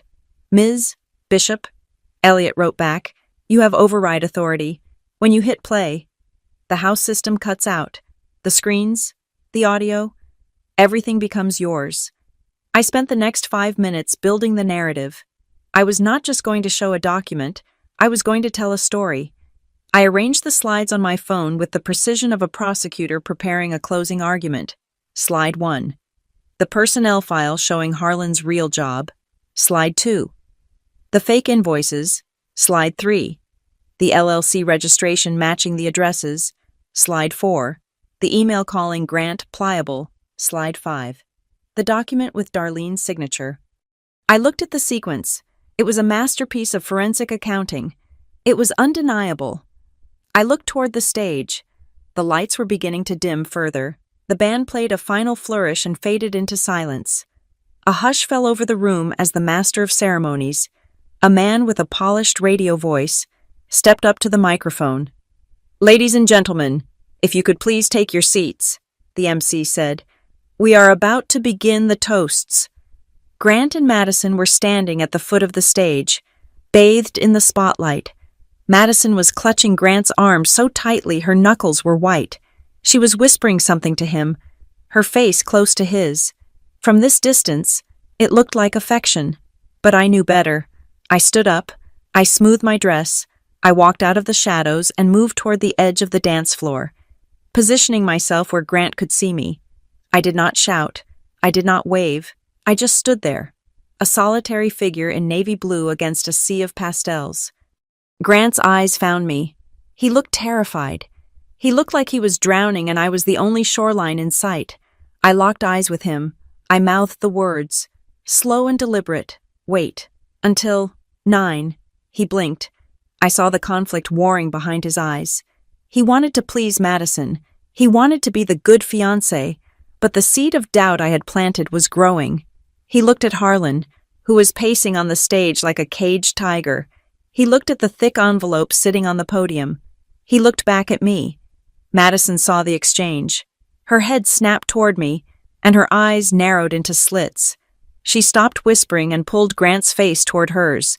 I could not hear what she said, but I could read the body language. It was a threat. She gripped his lapels, her fingernails digging into the fabric of his tuxedo. She hissed something that made Grant flinch. "If you embarrass me, you will regret it." That was the message. It was written in the set of her jaw, in the cruelty of her mouth. She was using his fear of public humiliation to bind him to her. She knew that Grant Mercer would rather die than make a scene. She was banking on his cowardice, but she had forgotten that cowardice has a breaking point. "Grant," Harlan boomed from the stage, his voice amplified and jovial, though his eyes were cold. "Come on up here. Son, we have some business to attend to before we raise a glass." The crowd applauded politely. Darlene beamed, clapping her hands together. Grant hesitated. He took one step toward the stairs, then stopped. He looked at his watch. 8:58. He was stalling. Madison shoved him, a subtle push disguised as a supportive touch. "Go," she mouthed. Grant stumbled forward, his legs heavy. He walked up the stairs like a man walking to the gallows. He reached the podium and stood next to Harlan. Harlan clapped a heavy hand on his shoulder, pinning him in place. "Before we get to the champagne," Harlan said, grinning at the crowd, "we have a little tradition in the Klein family, a signing of the covenant, a promise to support one another, through thick and thin." He opened the envelope and pulled out the vendor addendum. He laid it flat on the podium and uncapped a heavy, expensive fountain pen. "Just a signature. Grant," Harlan said, his voice dropping so only the microphone picked up a low rumble. "Right here on the line. Then we are family." Grant picked up the pen. His hand was shaking. I looked at my phone. The time was 8:59 and 40 seconds. I looked at Elliot Crane, who was standing in the shadows of the AV booth balcony. He gave me a barely perceptible nod. I looked at the screen on my phone. My thumb hovered over the override button. Grant lowered the pen to the paper. The tip touched the page. "Sign it, Grant," Darlene called out from the front row, her voice shrill with excitement. "Do it." My heart hammered against my ribs. This was it, the point of no return. I did not look at the crowd. I did not look at Madison. I looked only at the lie that was about to consume my family. I pressed the button. The connection was instantaneous. The soft, romantic background music cut out with a sharp electronic screech. The spotlight on the stage flickered and died, plunging the room into momentary darkness. A collective gasp went up from the crowd. "What is going on?" Harlan's voice boomed, but the microphone cut out halfway through the sentence. Then, the massive projection screen behind the stage roared to life. It did not show the monogrammed initials of the happy couple. It did not show the slideshow of childhood photos Harlan had prepared. It showed a stark, high-contrast document. Apex Structural Supply. Employee Dossier Harlan Klein. Regional Manager. The bright white light of the projector flooded the stage, illuminating Harlan and Grant like deer in headlights. I stepped forward. moving out of the darkness and into the aisle. I held my phone like a remote control, my eyes fixed on the stage. "Grant," I said. My voice was not amplified, but in the stunned silence of the room, it carried like a bell. Grant looked up, the pen freezing millimeters from the paper. He looked at the screen behind him. He read the words, "Regional Manager." He looked at Harlan. "I told you to wait until 9, I said, walking steadily toward the stage. "It is 9 o'clock, Madison screamed. It was a raw, primal sound of panic. "Cut it! Cut the feed! Someone turn it off!" She lunged toward the AV technician, but the booth was locked. I swiped my thumb across my phone screen. The image changed. Invoice 4402. Structural lighting support. Cost $45,000. Status unverified. The room erupted in murmurs. I swiped again. Email. Subject: Grant is pliable. Grant will sign tonight. Grant dropped the pen. It clattered against the wood of the podium, the sound echoing in the silence. He backed away from Harlan as if the man were radioactive. "What is this?" Grant whispered. Harlan's face had turned a shade of purple I had never seen before. He looked at the screen, then at me. His eyes were wide with shock. He recognized the logo. He recognized the format. He realized, in that split second, that he was not looking at a hacker's prank. He was looking at his own employer's internal files. "Who are you?" Harlan roared, pointing a trembling finger at me. "Security, get this woman out of here." The two hired goons at the doors took a step forward, but they were confused. The crowd was in the way. I stopped at the foot of the stairs. I looked up at them. I looked at Madison, whose face was twisting into a mask of pure hatred. I looked at Darlene, who had covered her mouth with her hands. I raised my phone one last time. "I am not just the sister," I said, my voice calm, cold, and absolutely terrifying. "And you are not an asset manager. Harlan, you are a thief." I swiped to the final slide. Family support authorization. Signed, Darlene Mercer. "And you are trying to make my mother pay for your crime." The room went deathly silent. It was time to finish it. The microphone in Harlan Klein's hand screeched with feedback as he tried to speak over the gasps of the crowd. The projection screen behind him, which was supposed to be displaying a montage of romantic beach photos, was now glowing with the stark, unforgiving white of a forensic accounting report. "Technical difficulties," Harlan shouted, his voice cracking. He waved his arm frantically at the audiovisual booth, sweat glistening on his forehead like oil. "We have a glitch in the system. Pay no attention to the screen. It is a prank. Some jealous ex-boyfriend is hacking the feed." He turned to the crowd, forcing a smile that looked more like a rictus of pain. "Ladies and gentlemen, please, this is about family. This is about honor. We are here to celebrate the future. Not look at spreadsheets, Grant. Sign the paper. Let us seal this bond and get the champagne flowing." He tried to thrust the pen back into Grant's hand, but my brother did not move. Grant stood frozen, his eyes locked on the screen behind Harlan's head. I swiped my thumb across my phone again. The slide changed. The room went deadly silent. Displayed on the 20-foot screen was a timeline labeled Project Wedding Cash Out. It was not vague. It was brutal in its specificity. Phase 1 vendor addendum, signature target, 8:45. Phase 2. Transfer of liability to Mercer family account. Phase 3. Immediate disbursement to HK, Legacy Solutions, LLC. Phase 4. Flight to Cayman Islands, departure. 6 in the morning, Saturday. And right next to the timeline was a copy of a flight manifest. 2 tickets, one for Harlan Klein, one for Madeline Holloway. There was no ticket for Grant Mercer. There was no ticket for Verity Klein.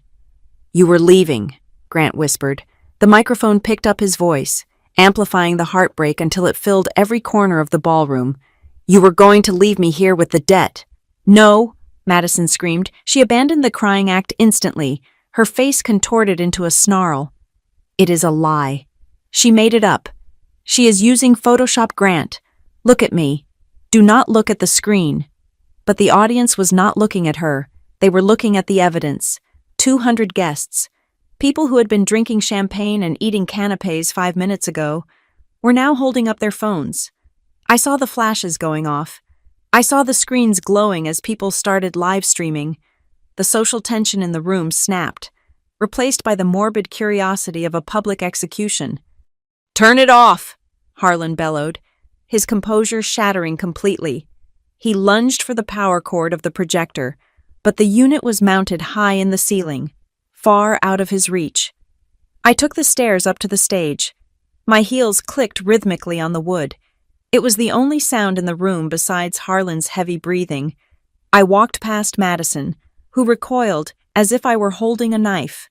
I walked past Grant, who looked at me with the wide, terrified eyes of a child waking up from a nightmare. I reached the podium. I reached out and took the microphone from Harlan's trembling hand. He was a large man, but in that moment, he offered no resistance. He was paralyzed by the sheer impossibility of what was happening. I turned to face the room. "This is not a technical glitch," I said. My voice was calm, steady, and cold as liquid nitrogen. "And this is not a prank." I looked down at Darlene in the front row. She was clutching her chest, her face gray. She was staring at the screen, at the signature that looked so much like hers, realizing exactly what she had done. "For the last 4 hours, I have been treated like an intruder at my own brother's engagement." I continued. "I was mocked for my shoes. I was told I was jealous. I was told I was poor. I was told to leave so I would not embarrass the family." I paused, letting the words hang in the air. "But I did not come here to fight for a seat at the table, and I certainly did not come here for revenge." I gestured to the screen, where the flowchart of the money laundering scheme was now displayed in high definition. "I came here to stop a robbery," I said. "A robbery that was wrapped in a wedding dress and signed with a mother's love." "She is crazy!" Madison shrieked, charging toward me. "Security, get her off the stage. She is ruining my wedding." She reached for me, her nails hooked into claws. But before she could make contact, a figure stepped out from the wings. It was Marcus Vale. He did not look like a hotel employee. He looked like what he was, a former military contractor who ran security for a billion-dollar conglomerate. He intercepted Madison with a single, fluid motion, blocking her path without even touching her. He just stood there, a wall of muscle and stone. "Step back. Ms. Holloway," Marcus said. His voice was low, but it carried. "Holloway?" Grant asked, looking up. "Who is Holloway?" "That is her real name," I said into the microphone. "Madeline Holloway, fired 2 years ago for payroll fraud in Ohio. She is not an heiress. Grant, she is a grifter." "Liar," Madison screamed, struggling against the air in front of Marcus. "I am a Klein. My father is a tycoon." "Your father," I said, turning to look at Harlan, "is a middle manager, and he is not very good at his job." Harlan's eyes darted around the room, looking for an escape. He looked at the side doors. The hired goons he had placed there were gone. In their place stood 2 uniformed police officers, arms crossed, watching the stage with professional interest. "You have no right," Harlan spat, though his voice was shaking. "You are nobody. You are just the unemployed sister. You have no authority here. This is a private event." "Is it?" I asked. I looked up at the AV booth balcony. "Elliot, if you please." The voice of Elliot Crane, the general manager of the Tide Glass Hotel, boomed over the public address system. It was the voice of absolute authority. "Ladies and gentlemen," Elliot said, "please remain composed. The hotel is currently under a security lockdown initiated by ownership." The crowd murmured, "Ownership." "The woman on stage," Elliot continued, his voice ringing clear and true, "is Ms. Addison Bishop. She is the majority shareholder of the Tide Glass Hotel. She is also the founder and chairwoman of Meridian Gate Holdings." The silence that followed was absolute. It was a vacuum. Then, the explosion. It started as a ripple of whispers and then erupted into a roar of shock. People stood up, Chairs scraped against the floor. "Meridian Gate," someone shouted from the back. "The investment firm. She owns the hotel," another voice gasped. I watched Darlene. Her mouth fell open. She looked from me to the hotel manager, then back to me. Her brain was trying to process the information, trying to reconcile the daughter she had pitied with the titan of industry standing on the stage. "Addison," Darlene whispered, "you own this?" "I own the building, Mom," I said. "I own the land, and I own the company that Harlan claims to work for." I turned back to Harlan. The color had drained from his face so completely that he looked like a wax figure. He staggered back, gripping the edge of the podium for support. "Apex Structural Supply," I said. "That is your employer, correct? Harlan?" He did not answer. He could not. "Apex is a wholly owned subsidiary of Meridian Gate Holdings," I said. "I acquired it 6 months ago, which means, Harlan, that you do not work for a private equity firm. You work for me." The realization hit him like a physical blow. He had spent the entire evening sneering at me. He had tried to steal from my family. He had tried to launder money through my hotel. And the whole time, he had been trying to rob the person who signed his paychecks. "No," Harlan wheezed. "That is impossible. You are broke. You drive a 10-year-old car." "I drive a practical car because I do not need to impress people like you," I said. At that moment, Nora Bexley walked onto the stage. She was dressed in a sharp black suit, carrying a leather portfolio. She looked like an executioner who billed by the hour. She walked straight up to Harlan and slapped a thick stack of papers onto the podium in front of him. "Mr. Klein?" Nora said, her voice projecting clearly without a microphone. "I am Nora Bexley, General Counsel for Meridian Gate. You are currently in violation of your employment contract, specifically the clauses regarding embezzlement, fraud, and misuse of company funds." She opened the folder. "We have tracked the invoices," Nora said. "We have the IP address from the computer where you created the shell company. It matches your work laptop. We have the vendor addendum you tried to force Mr. Mercer to sign. That constitutes attempted grand larceny and fraud." "I can explain," Harlan stammered. "It was just creative accounting. I was going to pay it back." "You were going to steal $200,000 from a family that you thought was helpless," I cut in.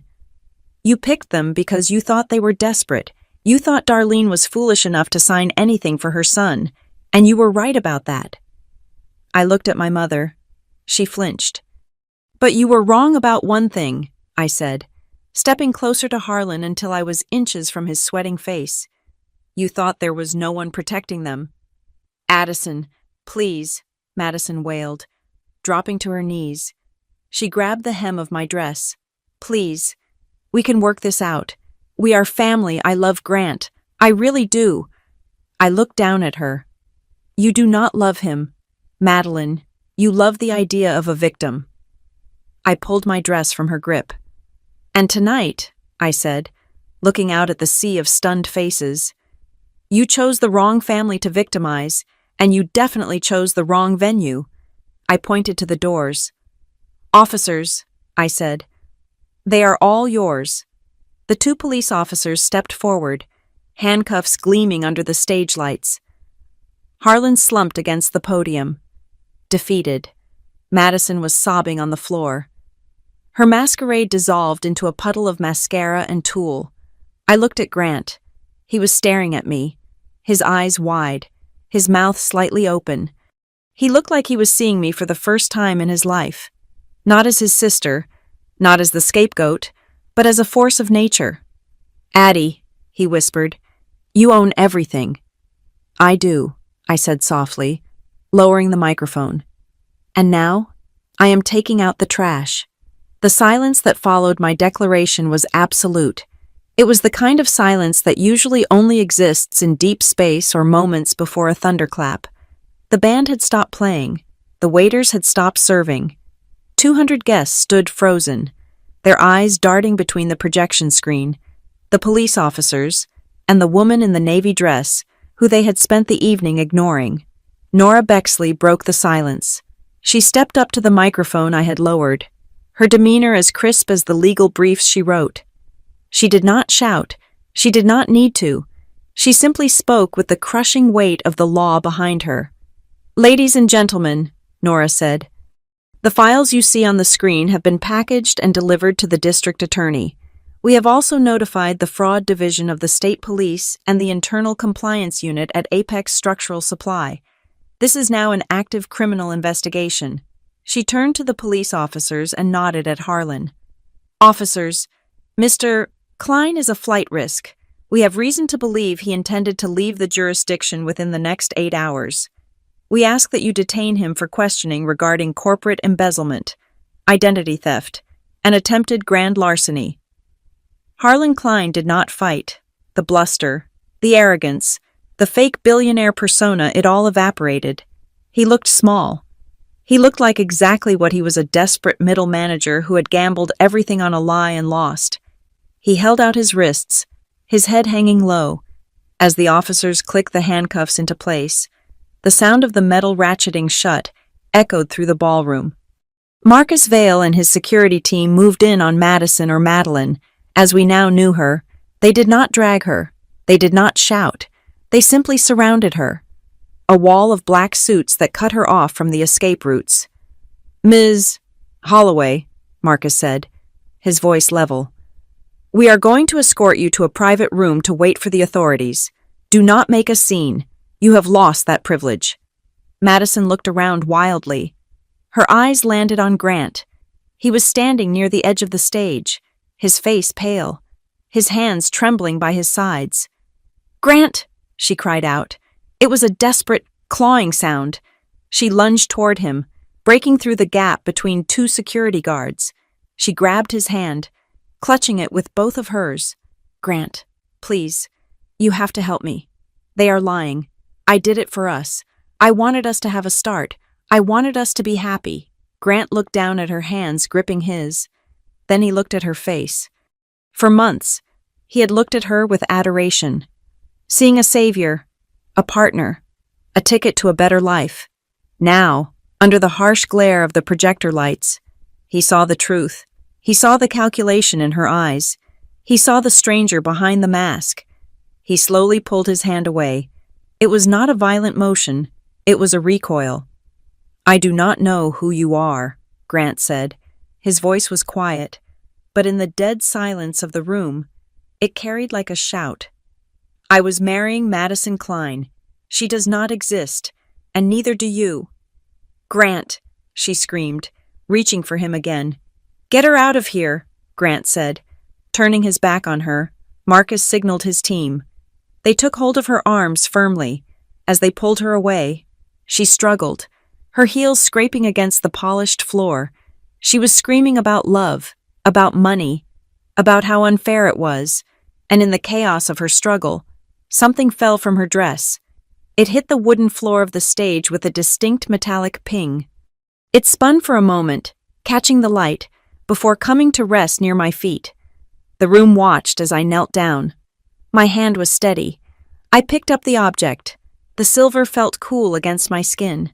The sapphire eye of the hummingbird glinted up at me. It was my grandmother's brooch, the heirloom that represented freedom, the promise that I would fly against the wind. It had been stolen, lied about, and worn as a trophy by a fraud, but now it was back where it belonged. I pinned it to the lapel of my navy dress. It felt heavy, but it was a good weight. It was the weight of justice. I stood up and looked at the front row. My mother, Darlene, was slumped in her chair. She looked 10 years older than she had an hour ago. Her face was buried in her hands, her shoulders shaking. She had signed the paper. She had signed the family support authorization. She had been so eager to be the benevolent matriarch, so eager to buy her son's happiness, that she had nearly sold him into debt slavery. I walked down the stairs of the stage and stood in front of her. "Mom," I said. Darlene looked up. Her mascara was running. Her eyes were filled with a mixture of horror and shame. "I didn't know," she whispered. "Addison, I swear, Harlan said it was just for the flowers. He said it was to help Grant get credit. I thought I was helping." You always think you are helping, I said. But you never ask questions. You just want the glory of being the provider, and because of that vanity, you almost destroyed him. I was just trying to secure his future, Darlene cried, her voice rising in a jagged sob. I wanted him to be safe. I wanted him to have money, like we used to. I looked at her. I looked at Grant, who had walked down the stairs and was standing beside me. That is the problem, Mom, I said.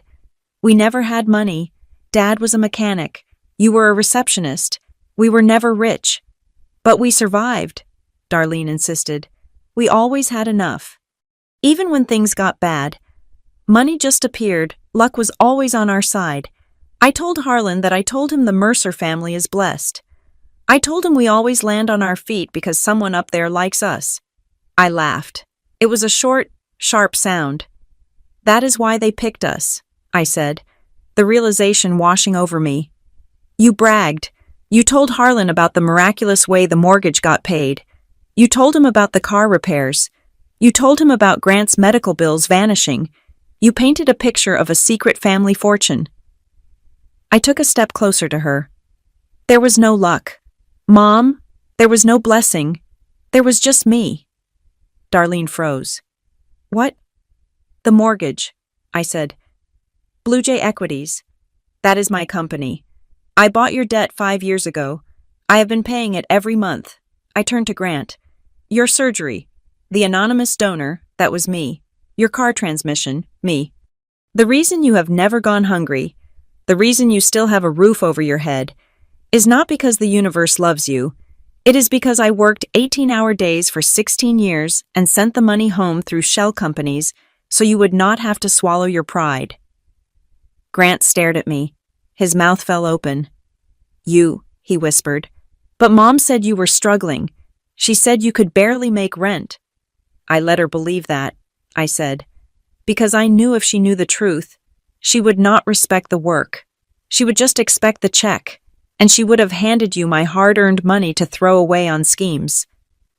I looked back at Darlene. She was pale, her eyes wide with shock.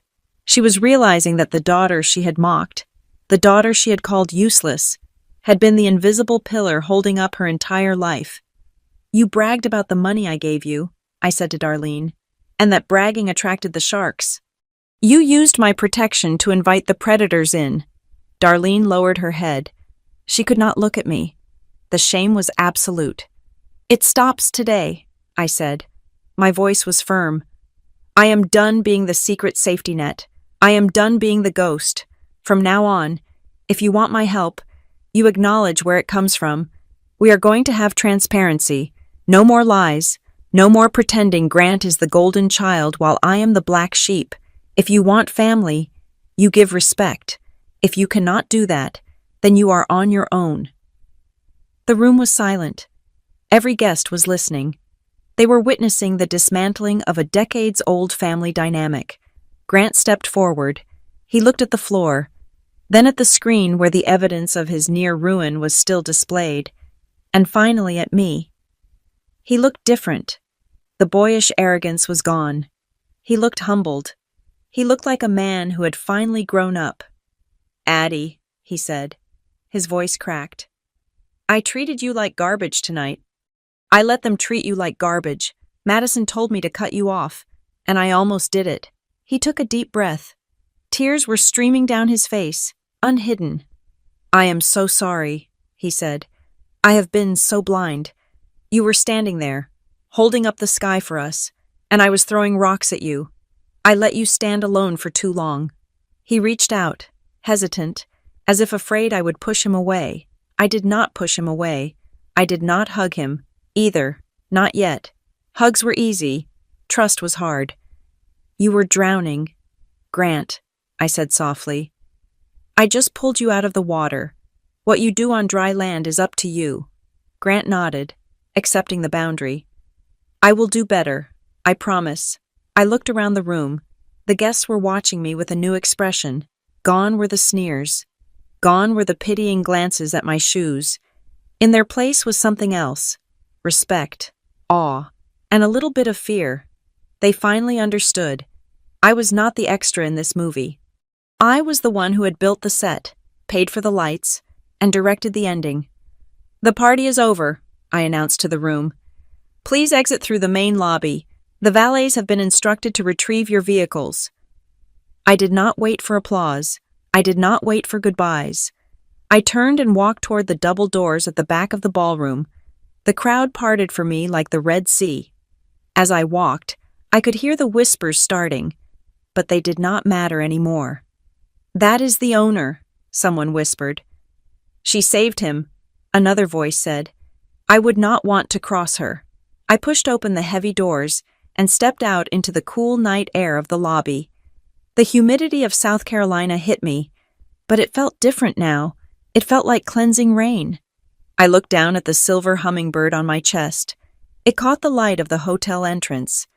I had spent my whole life waiting for permission to be great.